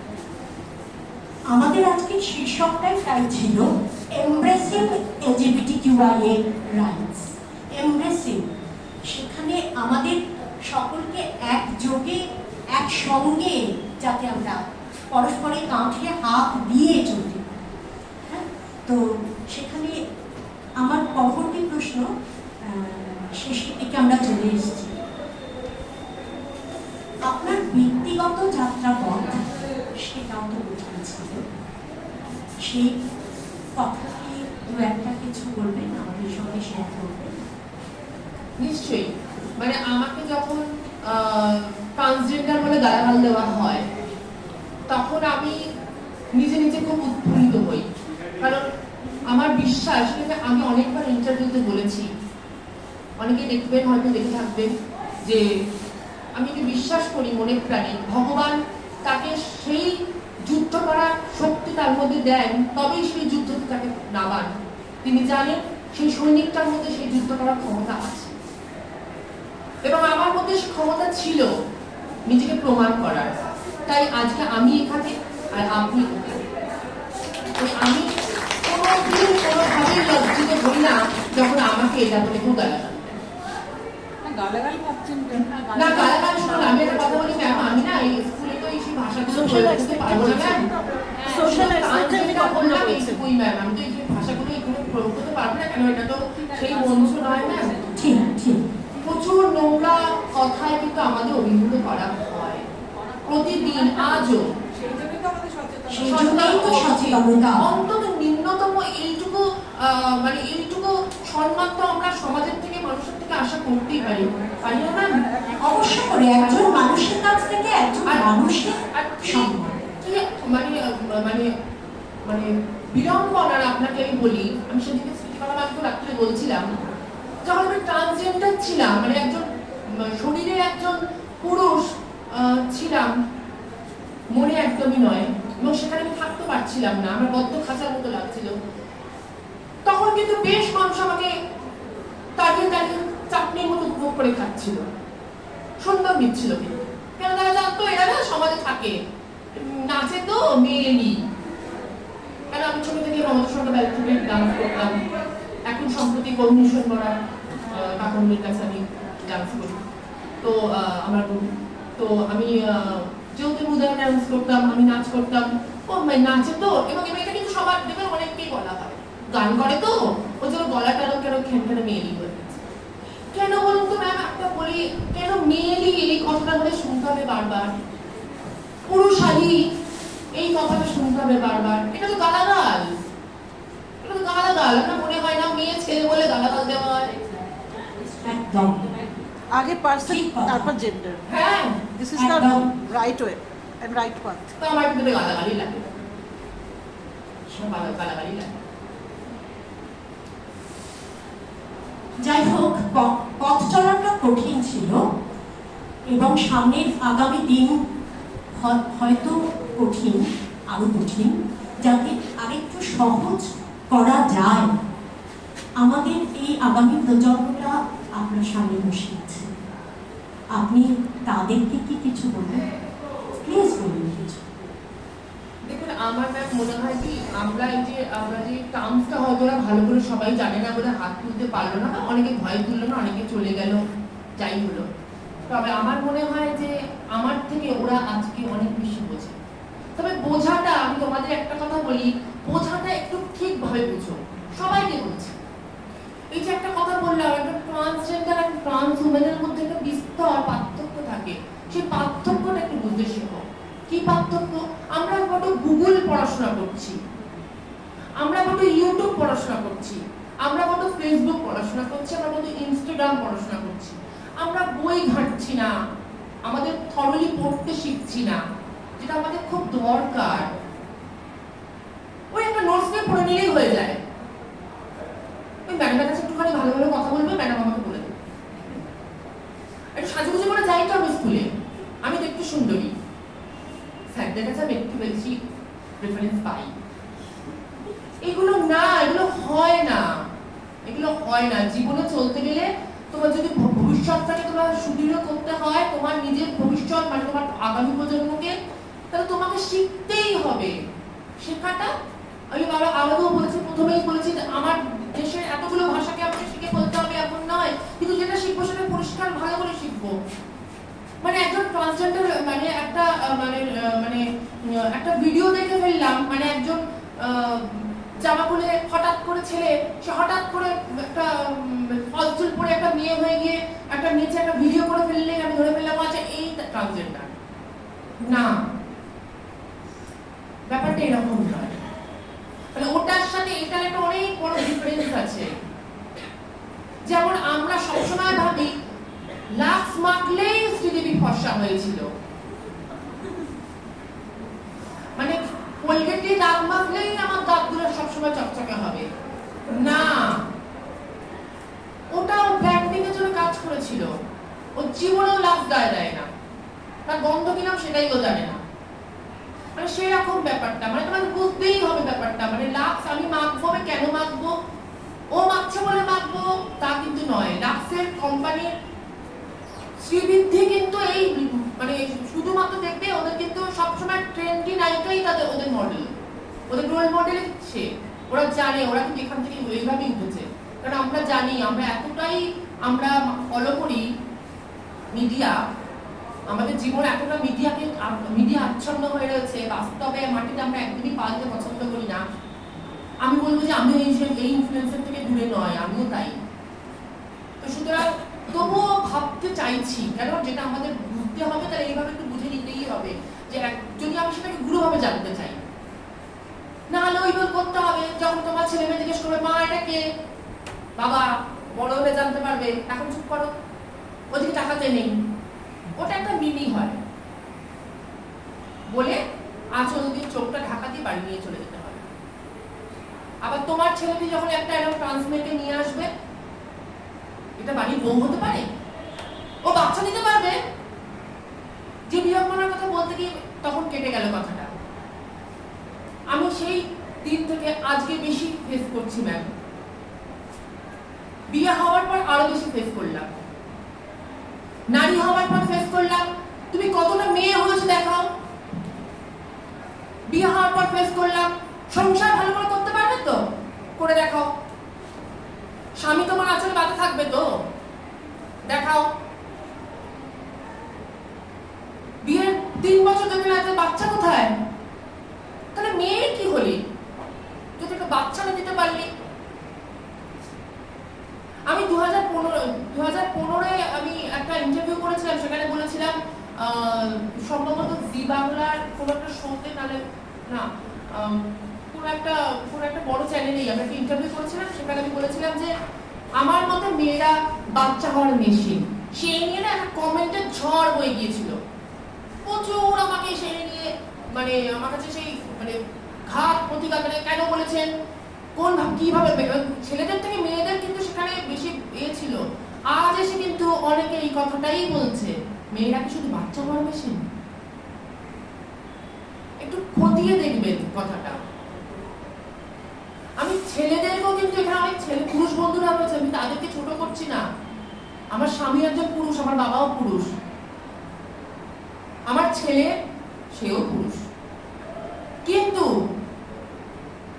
বাড়ির মাকে বা বোনকে সবসময় দাবড়েই কথা বলতে হয়, এটা বাবার থেকে শিখেছি, তাই আমিও করব, এই মনের ভাব ছেড়ে দাও, এখান থেকে বেরিয়ে যাও।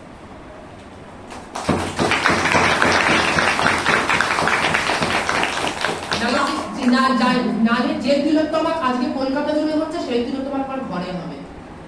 সামলাতে পারবে তো? এই প্রশ্নটা এখন তোমাদের জন্য।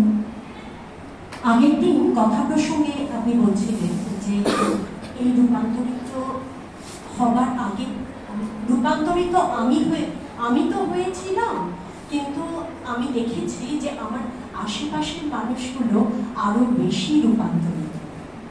এই কথাটা আমার খুব মানে স্ট্রাইকিংলি আমাকে হিট করেছিল। তো কিভাবে সেটা এতটাই কি পরীক্ষার সম্মুখীন হতে হয়েছে? জল খেয়ে নিলাম, পুরোটা বললে আবার বর এখানে বসে আছে তো মুশকিল আছে, কিছুটা হজম করে ফেললাম। আবার কিছুটা বলি, আমি সম্পর্কে রূপান্তর হতে দেখেছি বারবার। সম্পর্কে রূপান্তর মানে আমি রূপান্তর হইনি, আমি যেখানে ছিলাম সেখানেই দাঁড়িয়ে আছি। ওই যে বললাম আত্মা রূপান্তর হয় না, আত্মা অবিনশ্বর। আমি একটা খোলস থেকে আরেকটা খোলসে গেছি, আমরা সবাই যাব। আমি একটু আগে গেছি, আপনি কিছুদিন পর যাবেন। আমরা খোলসই পাল্টাই।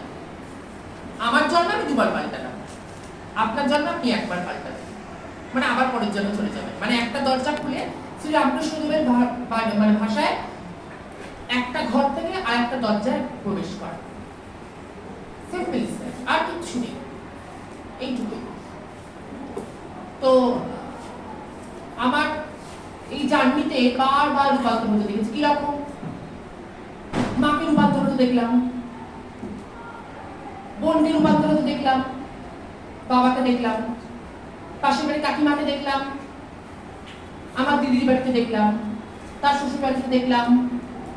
যখন আমি রূপান্তর হচ্ছি, সেই ফেজে আমাদের ডাক্তারের বলা থাকে যে তুমি যেটা ট্রান্সফর্মেশন হচ্ছ, যে ট্রান্সফর্ম হচ্ছ, যে জেন্ডারে যেতে চাইছো, সেই জেন্ডারের পরিধেয় বস্ত্র তুমি কিন্তু এখন থেকে তোমার মানে পরিধানে থাকবে, মানে তুমি এগুলো ইউজ করবে একদম মানে সেভাবে কোনোভাবে মানে ইউনিসেক্স ইউনিফর্ম নয়, কোনো ইউনিসেক্স ইউনিফর্ম হবে না। মানে একদম মেয়ে হতে যাচ্ছ তো মেয়েদের শাড়ি, চুড়িদার, স্কার্ট এগুলোই পরতে হবে। তার একটা সায়েন্টিফিক রিজন আছে। কি রিজনটা কি? একটা ছেলে যেভাবে বসে একটা মেয়ে কিন্তু সেভাবে বসে না। একটা ছেলে যেভাবে হাঁটে একটা মেয়ে সেভাবে হাঁটে না। একটা ছেলে যেভাবে ওঠা বসা মানে তার কথা যেভাবে বলে একটা মেয়ে কিন্তু সেভাবে বলে না। এটা কিন্তু আমাদের জেনেটিক্যালি একটা মানে পার্থক্য, কিন্তু আমাদের জন্ম থেকেই আমাদের মধ্যে আমাদের জিনগতই থাকে। তো সেইটাকে যখন আমরা একটা সময়ের পর যখন সেটা আমরা নিজেদের মধ্যে অ্যাডপ্ট করতে যাচ্ছি, তো সেই প্র্যাকটিসটা আমাদের দরকার। তাই জন্যই সেটাকে বলা। তবে যখন সেটা করতে শুরু করি, আমরা এক দিদির বাড়িতে খুব ক্লোজ, তার সাথে ভীষণ ক্লোজ আমরা যেতাম সবসময়, একদম যাওয়া আসা, ওঠা বসা। এবং আমার দিদির শাশুড়ি মা ভীষণ ভালোবাসতেন, স্নেহ করতেন, এবং তিনি ভীষণ ভালো রবীন্দ্রসঙ্গীত গাইতেন। এখন উনি নেই কাকিমা, ভীষণ স্নেহ করতেন। আমরা যখনই যেতাম তখন আমি আমার হাজব্যান্ড দুজনেই বন্ধু, আমরা দুজনেই চাকরি করি তখন। তো আমি তাদের বাড়িতে একদিন কালী পুজো, তো যথারীতি বাড়িতে তো আত্মীয় যখন নেমন্তন্ন করেছে, তো আমি একদিন আমার দিদি ননদকে বললাম, এই শোনো না, আমি তো এরকম, তোমরা তো সবাই জানো আমি শাড়িটা পরে যাব, আমি কি পরবো, সালোয়ার না শাড়ি, তোমরা কি পরছো? আপনি বিশ্বাস করবেন না, ঠিক একদিনের বললেও তোকে পরে জানাচ্ছি, ঠিক একদিনের মাত্র ওদের বাড়ি কালী পুজো বন্ধ হয়ে গেল, মানে বন্ধ হয়ে গেল, আমাদের জন্য বন্ধ হয়ে গেল। বললো শোন, এবছর না কালী পুজোটা হচ্ছে না, মা তোকে পরে যাবে। মানে আপনারা বুঝতে পারছেন, মানে আমাকে আর তারপর থেকে তাদের বাড়িতে অ্যালাউই করা হলো। পরিবর্তনটা দেখে নিলাম,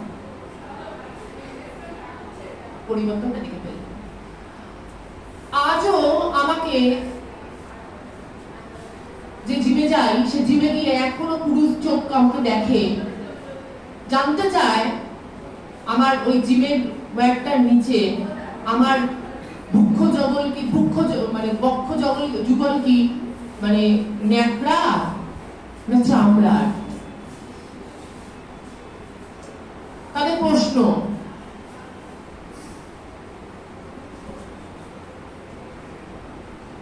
আমার শ্বশুরবাড়ির কোন একটি লোক আমার কাল রাত্রির দিন আরেকটি লোককে আদেশ দিয়েছিল একটু দেখে নেওয়ার জন্য তাদের ছেলেটি যে কাজটি করলো সবার বিরুদ্ধে গিয়ে, সে আদপেও সারা জীবনটা শারীরিক সুখটুকু পাবে তো?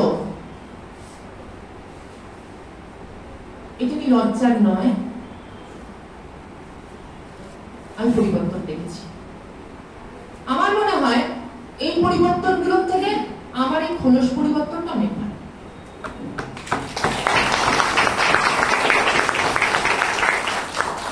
অনেক যুদ্ধ, অনেক পথ হাঁটা, তবু তো সামনে আলোক রেখাও কিছু আছে, সিলভার লাইনিং। নিশ্চয়ই সেই কথা দিয়েই আমরা শেষ করব ছাত্রছাত্রীদের উদ্দেশ্যে সেই আশার কথাগুলো যদি উঠবেন। দেখো, আমার কাছে যখন প্রচুর মানুষ আসেন এবং তোমাদের কাছেও যদি তারা আসবেই, পথ চলতে তো তারা প্রচুর তোমাদের সামনে আসে। যদি কেউ তোমাদের জানতে চায় বা তোমাদের বাড়িতে যদি কোনোদিন ভবিষ্যতে কাউকে দেখতে পাও, তাকে একটা কথা বলো যে নিজের এডুকেশনটা যেন, তোমার কোনো দরকার নেই, কোনো দিকে তাকানোর দরকার নেই, আমি তোমার সঙ্গে রইলাম বন্ধু হয়ে, তুমি তোমার এডুকেশনটা কমপ্লিট করো। আমি আমার এডুকেশনটা কমপ্লিট করতে পারিনি, জানো, পারিনি, আমাকে করতে দেওয়াই হয়নি। কেন? আমি যখন ক্লাস 8-এ পড়ি, আমি 6 মাস স্কুল পালাই, জানো, 6 মাস লুকিয়ে এই মাঠ, ওই গলি, ওই রাস্তায় বসে থাকতাম লুকিয়ে। আমি স্কুলে গেলে একজন মানুষ, মানে একজন মানুষ, মানে একজন লোক আমাকে টয়লেটে গেলেই আমাকে যৌন হেনস্থা করত। মানে সে কি বিড়ম্বনা, কি যন্ত্রণার, মানে আর আমাদের স্কুল তো বিশাল স্কুল, যারা গেছে জানে, তারা মানে অনেক বড় school, Bidhannagar government high school BD, বিশাল বড় স্কুল, মানে এই প্রান্ত থেকে প্রান্ত, 4-5টা বাথরুম, তার বড় বড় লম্বা লম্বা বাথরুম, আর টোর করা সব। মানে আমাকে যে মানে ওই অবস্থায় যখনই তাকে বলতে গেছি সে চুপ করিয়েছে, যখনই তাকে বলতে গেছি। এখনকার যতটা মানে টিচাররাও আমি দেখছি যতটা সহৃদয়, আমি কিন্তু তখন সেরকম সহৃদয় মানুষকে পাইনি। যখনই তাকে বলতে গেছি তখনই সে আমাকে চুপ করিয়েছে, বাড়িতে বলতে গেছি বাড়িতে চুপ করিয়েছে, প্রচন্ড মারধর। যখন ধরা পড়লাম বাড়িতে, আমি কাউকে বলতে পারিনি, সাংঘাতিক বাড়িতে প্রহার, মার, সমস্ত কিছু হয়েছে। আমি আবার দিদাকে লাস্টে বলি যে কেন, এটা তো খুব লজ্জা, মানে আমি তো মানে ব্যাপারটা কি করে বোঝাবো, মানে একটি মেয়ে হয়তো বুঝতে পারবে এই জায়গাটা কতটা যন্ত্রণার। আমরা 4 তলায়, আমার বাবা গভর্নমেন্ট এমপ্লয় ছিলেন, আমরা বিধাননগর গভর্নমেন্ট মানে এই একটা এতে থাকতাম আবাসনে। আমাদের 4 তলার উপরে আমাদের ফ্ল্যাট, তখন তো কোনো লিফট ছিল না, গভর্নমেন্ট ফ্ল্যাট। প্রতিদিন সে সময় সন্ধ্যের সময় কারেন্ট চলে যেত, তো সব বাচ্চারা খেলতে লাগতাম। আমি ভয় পেতাম যে ওটার সময় কোনোভাবে ঠাকুরকে ডাক্তার করতাম যেন কারেন্টটা না অফ হয়, কারেন্টটা না হবে, ঠিক তাই হতো, কারেন্ট অফ হয়ে যেত ঠিক। আর আমাকে ঠিক কোনো না কোনো কেউ ওই সিঁড়ির বাঁকে ধরতই ধরত।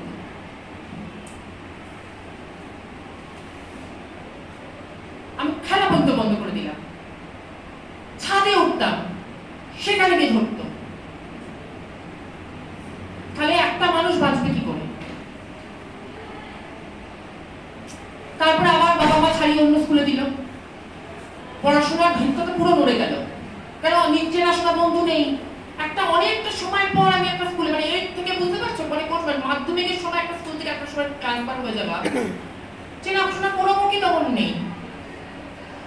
কিন্তু ভগবানের একটা ভালো, মানে ভগবানের মানে বললেন একটা সিলভার লাইন তো থাকেই, সত্যি কথা। আমার সেই স্কুলে গিয়ে কিন্তু সেই টিচাররা কিন্তু আমাকে বুঝলেন। তখন আমি মমস্বত ব্যাক গ্রুপে ডান্স করি, তারা আমাকে সেই ডান্সের স্কুল সময় আমাকে সেই ক্লাসের সময় আমাকে ছাড়তেন, আমার প্রোগ্রাম থাকতো ছাড়তেন।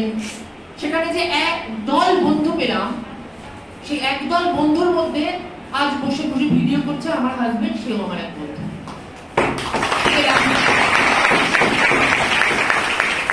আজ সে আমার সন্তানের বাবা পেলাম, নিজের তৈরি করা একটা সুন্দর সংসার পেলাম। প্রথম বিবাহিত নারীর অধিকার পেলাম। আমার স্বামী আমাকে দিলেন, সসম্মানে দিলেন, স্বীকৃতি দিলেন সমাজে। আমি একটা এনজিও করি, তার প্রচুর ছেলে মেয়ে, প্রচুর এমপ্লয়, তারা আমাকে প্রচন্ড ভালোবাসে পেলাম। আমার স্বামীর যে পাড়া, আমার যে শ্বশুর বাড়ি, সেই পাড়াতেই আমার একটা লেডিস পার্লার আছে। প্রচুর ক্লায়েন্টস আমার, তারা আসে, আমাকে ভালোবাসে, আমার কাছে সুন্দর করে সাজে। প্রচুর ক্লায়েন্টসকে আমি সাজাই, বউ সাজাই, মেকআপ করাই, চুল কাটে, আমার কাছে কাজ করে, তাদের পেলাম। আপনাদের মতো তো ভালো মানুষ পেলাম, যারা আমাকে সত্যি ভালোবাসেন, বোঝেন, তাদের পেলাম। ভগবানের আশীর্বাদ, শ্রী রামকৃষ্ণ আমাকে তার পায়ে আশ্রয় দিয়েছেন, আমি রামকৃষ্ণ মিশনের দীক্ষিত, পেলাম চরম প্রাপ্তি। আজ আমি সৌর্য, আমার সন্তান, আমার ছেলে, একমাত্র ছেলে, সৌর্যের মা। এর থেকে বড় আর কিছু চাই না আমার জীবনে।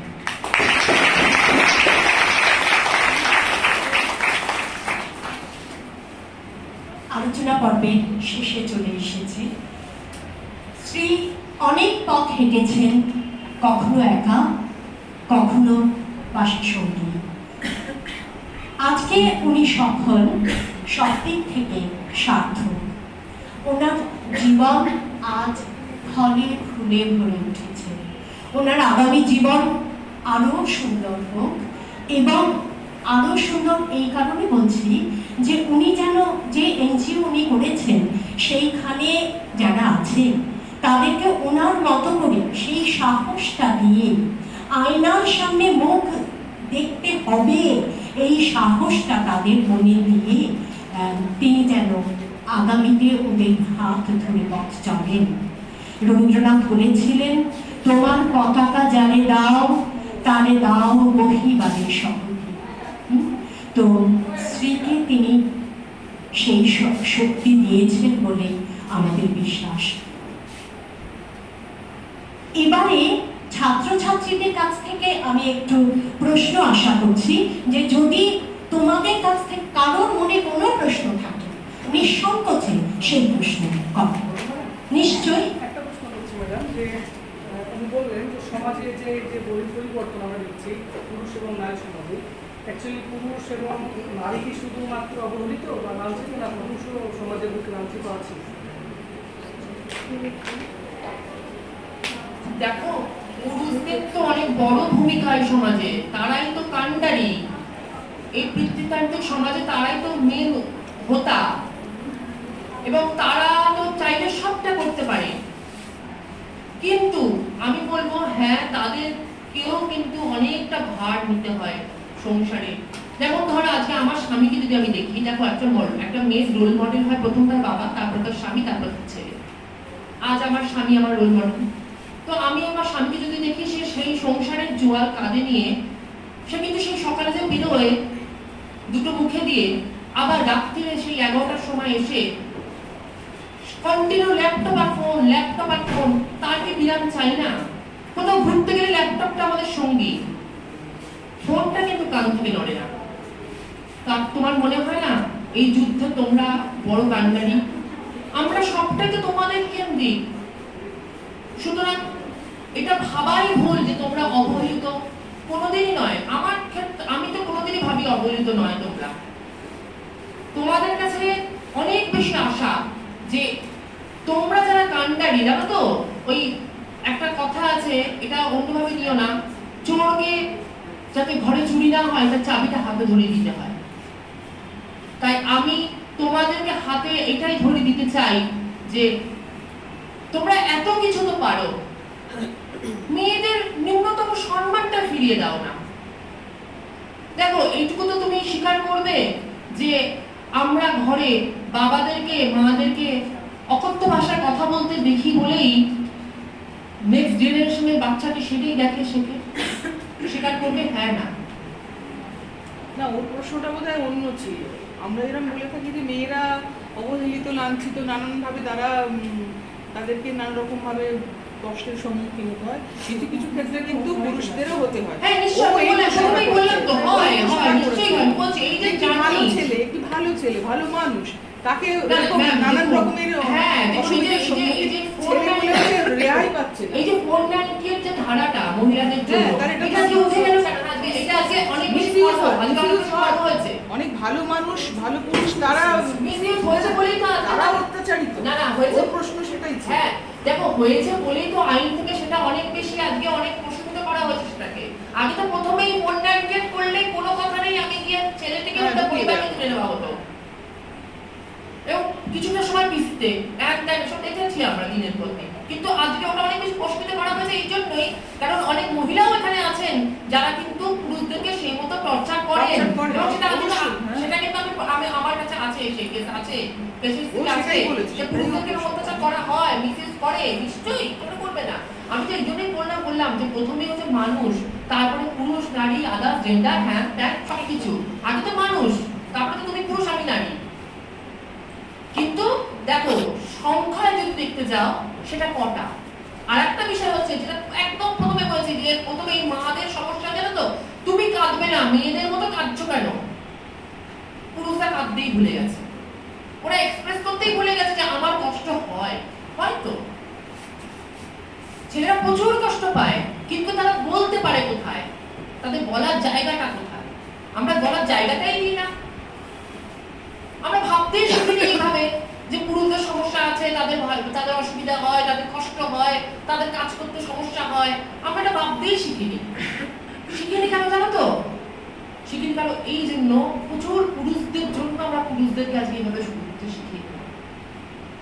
তুমি অ্যাজ এ পুরুষ যদি এটা বুঝতে শেখো, তাহলে তোমার পাশের পুরুষটিকেও শেখাবে যে ভাই এইভাবে দেখিস না, এইভাবেও দেখতে শেখ। তবেই তো আমরা আমাদের সমস্যাটা দেখাতে শিখবো। এটাও পুরুষদেরই কাজ। আবার বলছি, তোমাদের ঘাড়ে এই সমাজের কান্ডারি তোমরা, বিদ্যুতান্ত্রিক সমাজ, কিছু করার নেই ভাই, কিচ্ছু করার নেই। তোমাকে যদি এখান থেকে বেরিয়ে আসতে হয়, তোমাকে এই গোড়াপত্তন করতে হবে, এটা তোমার হাতে।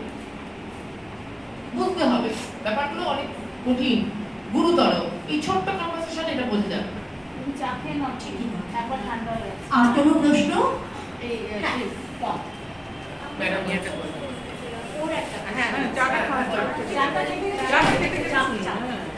আমাদের 12th টেস্ট গ্রুপে পড়ানো হয়েছিল ইনফেস্টেড সিম্পটমস। তো আমার বক্তব্য ছিল যে টোটাল এর মধ্যে কোনো একটা ভাবে পড়ে আরেকবার কি বলবো না, সিনড্রোম কি? আমাদের 12th একটা সিম্পটম ছিল, আমি বলি কি সিনড্রোম বললে? Infested symptom. আমাদের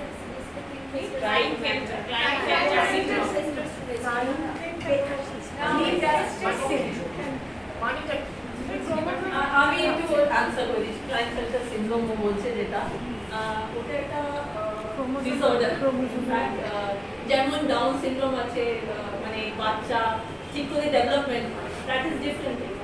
হেরিডিটারি একটা ব্যাপার আছে, that is not related to this. ঠিক আছে? যেখানে পড়ানো হয়েছিল ওটাও ট্রান্সজেন্ডারের একটা অংশ। এইটাই সমস্যা। না, ওইটা actually ma'am বলে দিয়েছে, কারণ ওর একটা ক্লারিটির অভাব আছে। ওইটা হচ্ছে জেনেটিক্যালি কিছু প্রবলেম হচ্ছে XY ক্রোমোজোমে, যার ফলে তার হচ্ছে গিয়ে এই বডি পার্টসগুলো ঠিক করে ডেভেলপ করছে না। It can be physical and it can be sexual, যেগুলো আছে সেগুলো।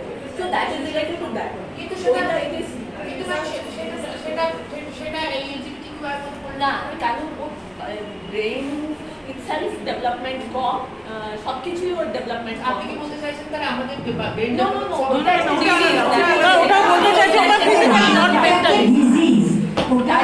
ওটাও বলতে চাইছে it is ক্রোমোজোম যেখানে completely 100% physical not mental। একটা সায়েন্টিফিক মানে সে মনে মনে মেয়ে নয় বা মনে মনে ইন্টারসেক্স আমি নয়। তোমাকে বলি যেটা বলছেন না এটা একদম পরিষ্কার হয়ে গেল, ওটা একদমই আলাদা।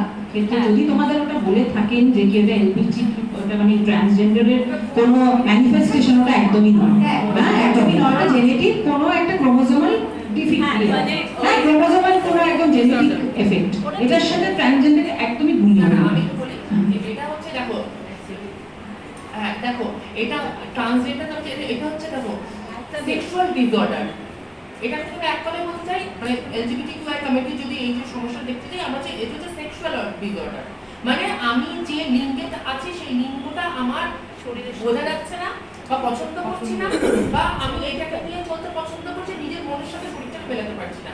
শুধুমাত্র এইটা, এর সাথে মস্তিষ্কের বিকৃত মস্তিষ্কের কোনো সমস্যা নেই। এটার সঙ্গে কি এটা ভীষণ নরমাল একটা আসলে বায়োলজিক্যালি বা মানে হিসেবে বা সায়েন্টিফিক্যালি বোঝার আমার যেটা মনে হয় একটু হরমোনাল এফেক্টটাই বেশি। হ্যাঁ, ইস্ট্রোজেন আমাদের মনে হয় সেখানে আমাদের মহিলা কেন্দ্রিক যে হরমোনগুলো ইস্ট্রোজেন, টেস্টোস্টেরন, এই দুটোর তো মেলের মধ্যে টেস্টোস্টেরনটা বেশি থাকে আর ফিমেলের মধ্যে ইস্ট্রোজেনটা বেশি থাকে, সেটার হয়তো ভারসাম্য একটু তফাৎ হয়। যারা ইস্ট্রোজেন বেশি থাকে তারা একটু মানে বেশি বলি না একটু ফেমিনিন ক্যারেক্টার বেশি, সেই হরমোনের যদি তারতম্য যদি থাকে সেটা তো কোনো অন্যায় নয়, এটা তো ভগবান দত্ত, ভগবান দত্ত, এটা তো প্রদত্ত। না পুরোটা তা নয়, এটা এটা এটা এটা জিনগত, এটা এটা হরমোনগত নয়। এটা কি জেনেটিক?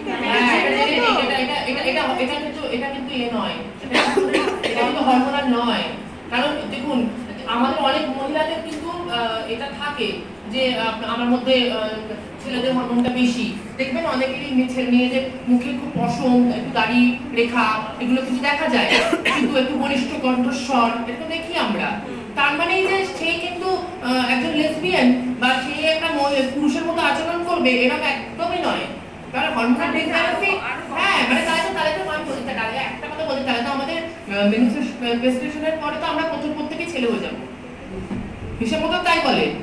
তাহলে এটা জেনেটিক প্রিডিসপোজিশন যদি থাকে সেটা নয় না, তাহলে তার ফ্যামিলিয়াল হিস্ট্রি থাকতে হবে। ফ্যামিলি হিস্ট্রি দেখুন এটা না, এটা কি ফ্যামিলিয়াল হিস্ট্রি থাকে? থাকতে পারে, এটা মানে ডিপেন্ড করে। এভিডেন্স কি হ্যাঁ আছে, আছে, আমি দেখেছি অনেকের আছে, আমি কেস হিস্ট্রি দেখেছি অনেকেই, যে তার বাড়িতে তার দাদাও এরকম, মানে দুটি ছেলে এরকম, বা আমি দেখেছি তাহলে কাকা আছে এরকম বাড়িতে, বা হয়তো তার বাবাই এরকম কিছুটা, ঠিক আছে।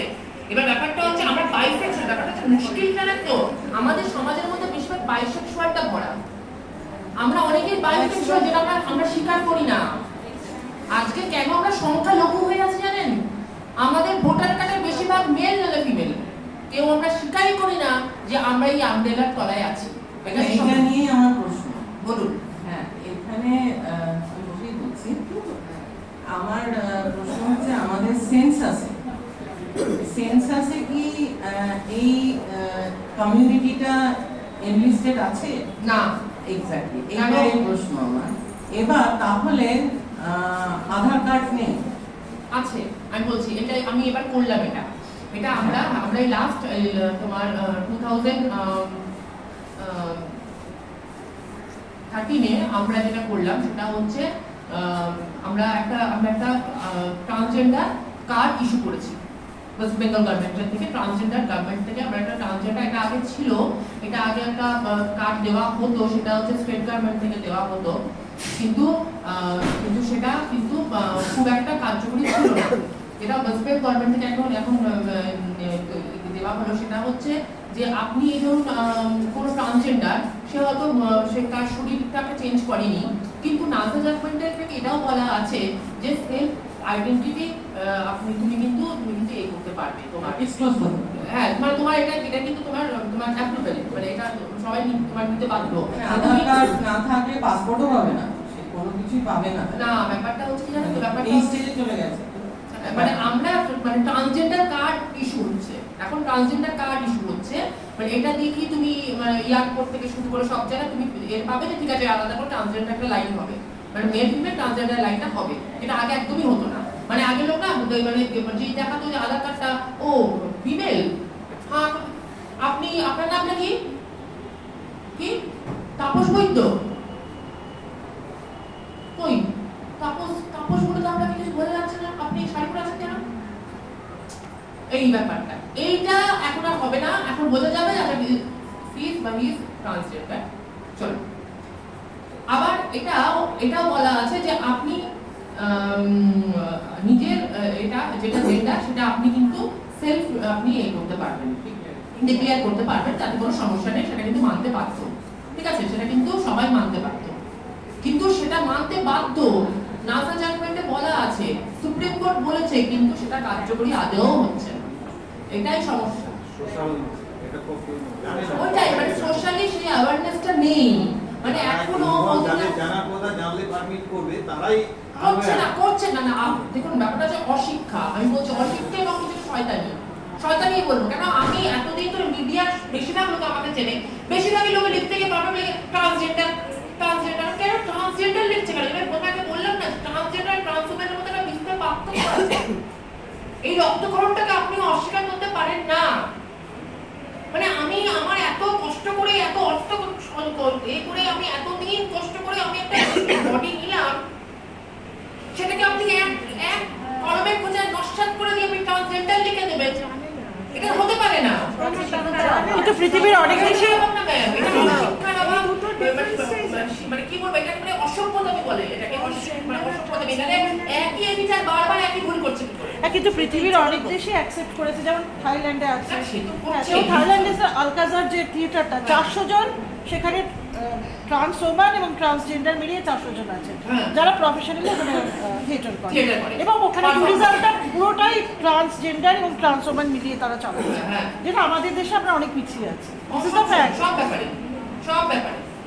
সব ব্যাপারে মানে সেন্সাসটা সেই জন্যই হয়নি না, ওই যে বললাম ওই যে আমি বলছি না ওরাই গন্ডগোল, কি গন্ডগোল যে আমরা দেখুন গন্ডগোল আমি সবসময় বলছি সরকারকে গন্ডগোল দেবো আমি বলবো না, আমি সবসময় না এর দিকে আঙুল দিতে পছন্দ করি না, আমি নিজের দিকে আঙুল দিতে সবার আগে আমি কতটা বহিঃপ্রকাশ করলাম, আর বহিঃপ্রকাশ করতে গেলে তো আপনি উঠে চলে যাবেন, আমার কথা শুনবেন না, তারপরে আপনি আমার দরজাটা শার্টটা বন্ধ করে দেবেন, ফাট করে বলে দেবেন না আমি না এইসব ব্যাপারে কথা বলতে চাই না, প্লিজ আমার বাচ্চাটা নষ্ট হয়ে যাবে, আপনি আমার সাথে কথা বলবেন না, তাহলে আপনি তো এই শিক্ষা শিক্ষিত, আমি কিভাবে কথা বলবো, মানে আমাকে তো বলতে হবে ওপেনলি যে হ্যাঁ আমি ট্রান্সজেন্ডার, আমার কোনো অসুবিধা নেই তাতে, মানে কেউ যদি বাইসেক্সুয়াল সে বলবে বাইসেক্সুয়াল হারকিস বলবে না, কেন সেই ঘরে বউ রাখবে, বাইরে যেতে চাইলে একটা বয়ফ্রেন্ডও রাখবে, সমাজের সাংঘাতিক পরিস্থিতি বাইরে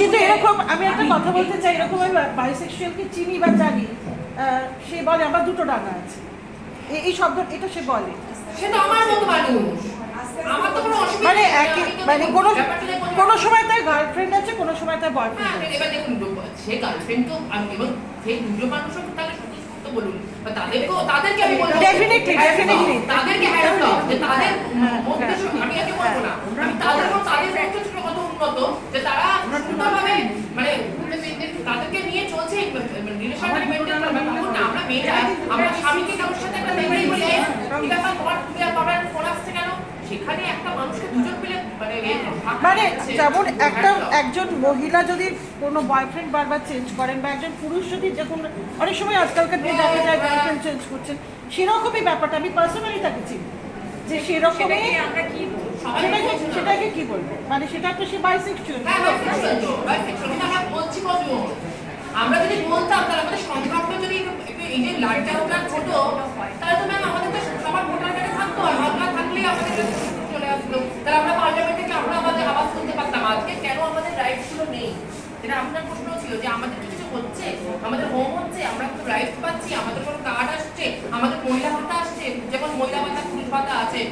বিধবা ভাতা আছে আমাদের গভর্নমেন্টের, তারপর আমাদের কি কোনো ভাতা আছে, ট্রান্সজেন্ডার ভাতা আছে? নেই তো। কারণ নেই তো এই জন্যই, কারণ আমাদের সেন্সাসে কোনো জায়গা নেই, আমাদের আধার কার্ড নেই, আমাদের ভোটার কোনো নেই, বিষয় আলাদা করে নেই, আমাদের কোনো প্রার্থী নেই, আমরা সংসদের মানে আমাদের সংসদের আমরা নই, অংশগ্রহণ করতে পারছি না, আমাদের আওয়াজ স্বীকার করতে যাচ্ছে না।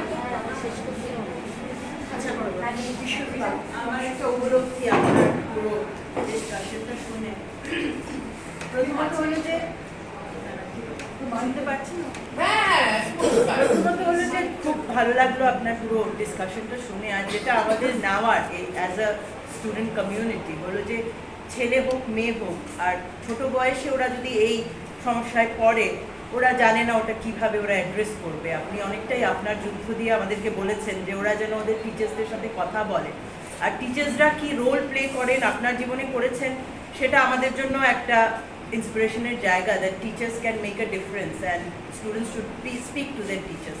আর টিচার্সরাও কীরকম ওদের সাথে সহানুভূতিতে এই ব্যাপারটা গ্রহণ করে, সেটা একটা পার্ট। আরেকটা যেটা আমার মনে হলো আপনার পুরো ডিসকাশন থেকে, আমরা যদি এই ডিসকাশনটাকে এইভাবে ফেলি, যেমন জেনেটিক্সের কথাটা এসেছিল, অনেকেই বলে এইটা ওর একটা সোশ্যাল ইনফ্লুয়েন্স, এই ধরনের যদি কারো হয় চেঞ্জেস, এটা একটা সোশ্যাল ইনফ্লুয়েন্স না হয়ে যদি আমরা এটাকে এই ডিসকাশনে রাখি that it is a genetic requirement, it is a physiological requirement, তাই জন্য এই প্রসেসটা হয়, বা যার হয় তাকে যদি চেঞ্জও করতে হয়, not just a social aspect, তাহলে আমার মনে হয় এটার অ্যাকসেপ্টেন্সটা আর একটু বাড়বে। মানুষ যখন জানবে যে যেমন আমার জ্বর হলে ওষুধ খেতে হবে, ঠিক তেমনি আমার যদি এরকম কিছু জেনেটিক্যালি ফিজিওলজিক্যালি হয়, আমাকে এই পদ্ধতিতে যেতে হবে বা এই চেঞ্জেসের মধ্যে দিয়ে যেতে হবে, তাহলে আমার মনে হয় এটা সোশ্যাল অ্যাকসেপ্টেন্স হয়তো আর একটু বাড়তে পারে। সেটা আমার মনে হচ্ছে আপনি যদি ফিউচার ডিসকাশনে এটাও ইনক্লুড করেন, তাহলে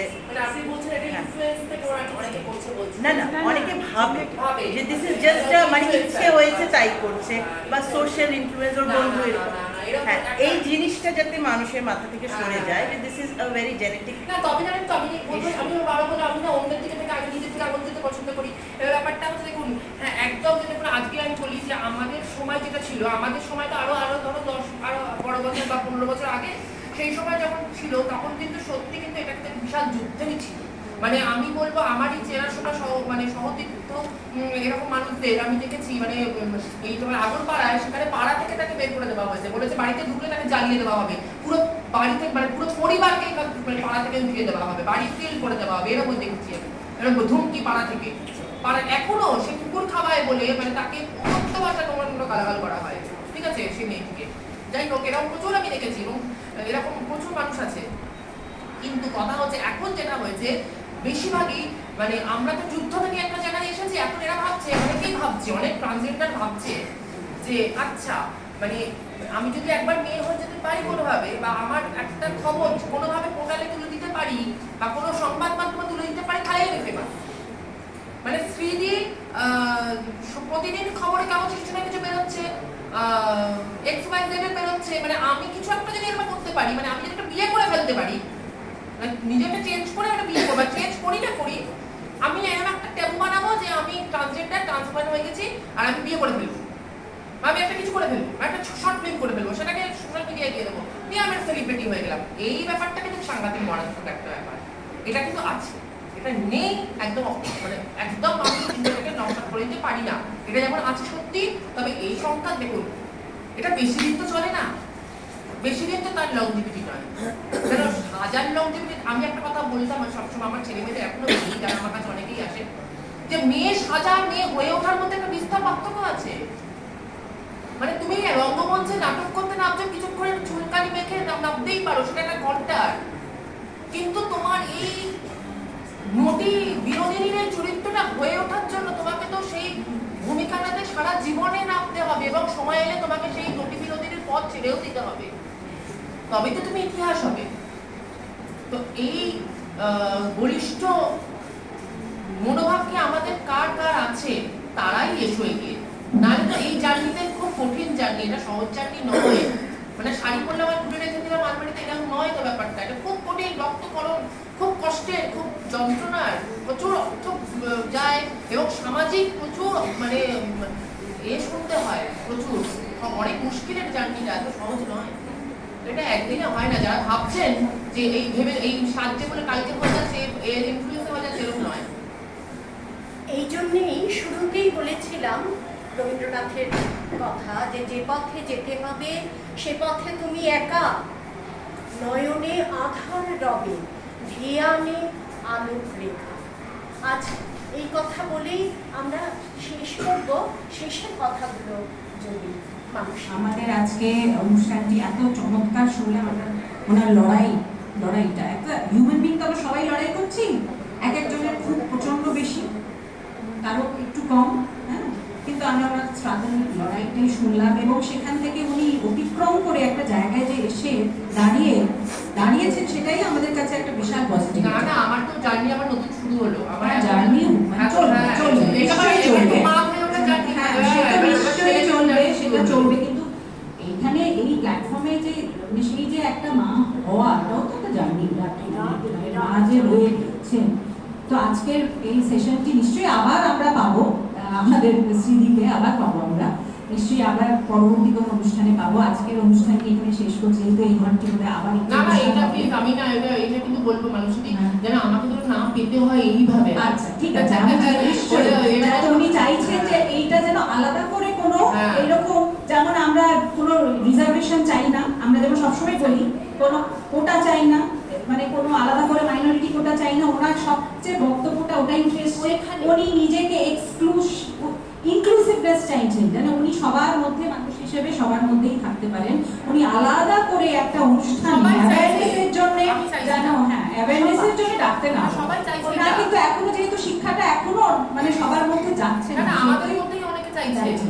সারাক্ষণ এটা নিয়ে দলাদলি হচ্ছে, এ বলছে আমাকে বাথরুম দাও, ও বলছে আমাকে এ দাও, ও বলছে আমাকে চেয়ার দাও। আসলে ওনার যন্ত্রণাটা এত বেশি, মানে সেটা সেইটা আজকে আমরা যেহেতু একটা ট্র্যাডিশনাল আমাদের মেথডে যে ভোট অফ থ্যাঙ্কস দিতে হয়, আমি আমাদের প্রফেসর শম্পা ঘোষকে আহ্বান জানাচ্ছি অনুষ্ঠানটিকে শেষের দিকে নিয়ে যাওয়ার জন্য। এমনি ধন্যবাদ। একটা বলার অভ্যাস নেই, আমার বলার জোরে আমি জোরে বলি। ম্যাডাম শ্রী ঘটক মৌলী যখন বিভিন্ন প্রশ্নের উত্তর দিচ্ছিলেন, তখন নিজে থেকে এমন করতালির আওয়াজ আসছিল, অতএব খুবই যে সুন্দর একটা উপস্থাপনা হয়েছে সে বিষয়ে নতুন করে বলার অপেক্ষা রাখে না। তাই জন্য এইভাবে সুন্দর উত্তর দেওয়া, একেবারে অন্তরের অন্তঃস্থল থেকে তিনি যে অভিজ্ঞতা মধ্য দিয়ে গেছেন এবং তার পাশাপাশি তিনি যে ধারণা সবার বুঝিয়ে দিলেন, তা হলো সবার উপরে মানুষ সত্য, তাহার উপরে না। অতএব সকলেই আমরা মানুষ, তারপরে ক্লাসিফিকেশন অন্যরকমভাবে পুরুষ নারী ইত্যাদি ইত্যাদি। কাজেই একটি সমাজ বা একটি রাষ্ট্রের যদি উন্নতি করতে হয়, তাহলে সবাই should go hand in hand, হাতে হাত ধরে চলতে হবে। আমরা ওনাকে আবার চাইবো, এরমভাবে না, চাইবো শিক্ষিকা হিসেবে তিনি যে আমাদের মধ্যে নতুন চেতনার বিস্তার করতে চেয়েছেন, অনেকখানি সফল হয়েছেন এবং ছাত্রছাত্রীদের মধ্যে চেতনার বিস্তার ঘটিয়েছেন, তাতেও অনেকখানি সফল হয়েছে বলে আমার দৃঢ় বিশ্বাস। কি সফল হয়েছেন তো? হ্যাঁ, করতালি দেই তো,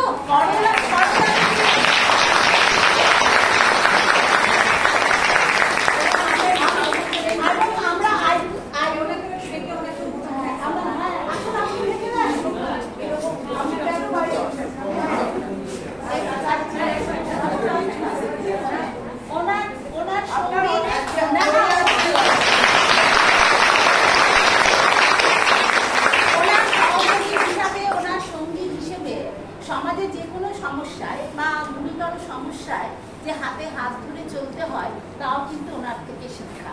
কাজেই আমরা আমার বিপদ আমাকে ছাড়ে না আর কি, মানে আসছি ব্রিজের ওপর গাড়ি খারাপ হয়ে গেল, তারপরে ও ড্রাইভ করছিল, সেই গাড়িটাকে ও সেই নিয়ে গিয়ে মেকানিকের কাছে গিয়ে তারপরে আবার এলো, আমি আবার এইরকম ভাবে আমাকে সবাই ও কিন্তু ছাড়বে না। সেই জন্য বিশেষভাবে মানে আমাদের কাছে সম্মানের, আমাদের কাছে অভিনন্দনযোগ্য এবং ছেলেমেয়েদের কাছে তো নিশ্চয়ই প্রণম্য যে তোমরাও বড় হবে একদিন, তোমরা তোমরাও মানুষ হিসেবে সবাইকে একই চোখে দেখবে এবং তবেই কিন্তু সমগ্র মানব সমাজ উন্নত হতে পারে।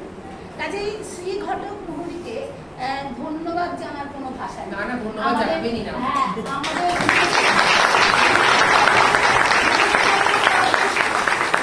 আমরা এই ইন্টারনাল কমপ্লেন কমিটির একজন সদস্য হিসেবে এবং আইকেএসির সহযোগিতায় এই অনুষ্ঠান, তাতে আপনার প্রাণবন্ত এবং অত্যন্ত সহজ সরল প্রাঞ্জল ভাষার যে আলোচনা, তা আমাদের মুগ্ধ করেছে, আমরা মন্ত্রমুগ্ধ। কাজে আমি যখন কথা বলছি ভোট অফ থ্যাঙ্কস অনেক অনুষ্ঠানে দিই, আমাকে ভেতরে ভেতরে ভাবতে হচ্ছে যে এরকম একটা মন্ত্রমুগ্ধ কর এবং প্রাঞ্জল একটা অনুষ্ঠানে কীরকমভাবে আমি প্রেজেন্টেশন দেবো। আমি বাংলার ছাত্রী নই, আমি রাষ্ট্রবিজ্ঞানের ছাত্রী, কাজে আমাকে একটু ভাবতে হচ্ছে। আপনাকে আমাদের সকলের তরফ থেকে অন্তরের অন্তঃস্থল থেকে অশেষ অশেষ ধন্যবাদ। এবং সমাজের চেতনা বিকাশে আপনি গৌরবময় ভূমিকা গ্রহণ করুন, এটাই আমাদের কলেজের থেকে পাবেন। আমাদের প্রিন্সিপালকে, আমাদের অধ্যক্ষা ডক্টর পাপিয়া চক্রবর্তী, যখনই কোনো অনুষ্ঠান আমরা করেছি যে কোনো কমিটি থেকে, উনি কিন্তু কখনোই মানা করেননি, আমাদের উৎসাহ দিয়েছে। আইকেএসিকে ধন্যবাদ, আমাদের যে ইন্টারনাল কোয়ালিটি অ্যাসুরেন্স কমিটি রয়েছে, তারাও কিন্তু সবসময় সহযোগিতা করেছে। আর আমরা যারা শিক্ষক শিক্ষিকা রয়েছি, আমরাও তোমাদের সঙ্গে শিখেছি।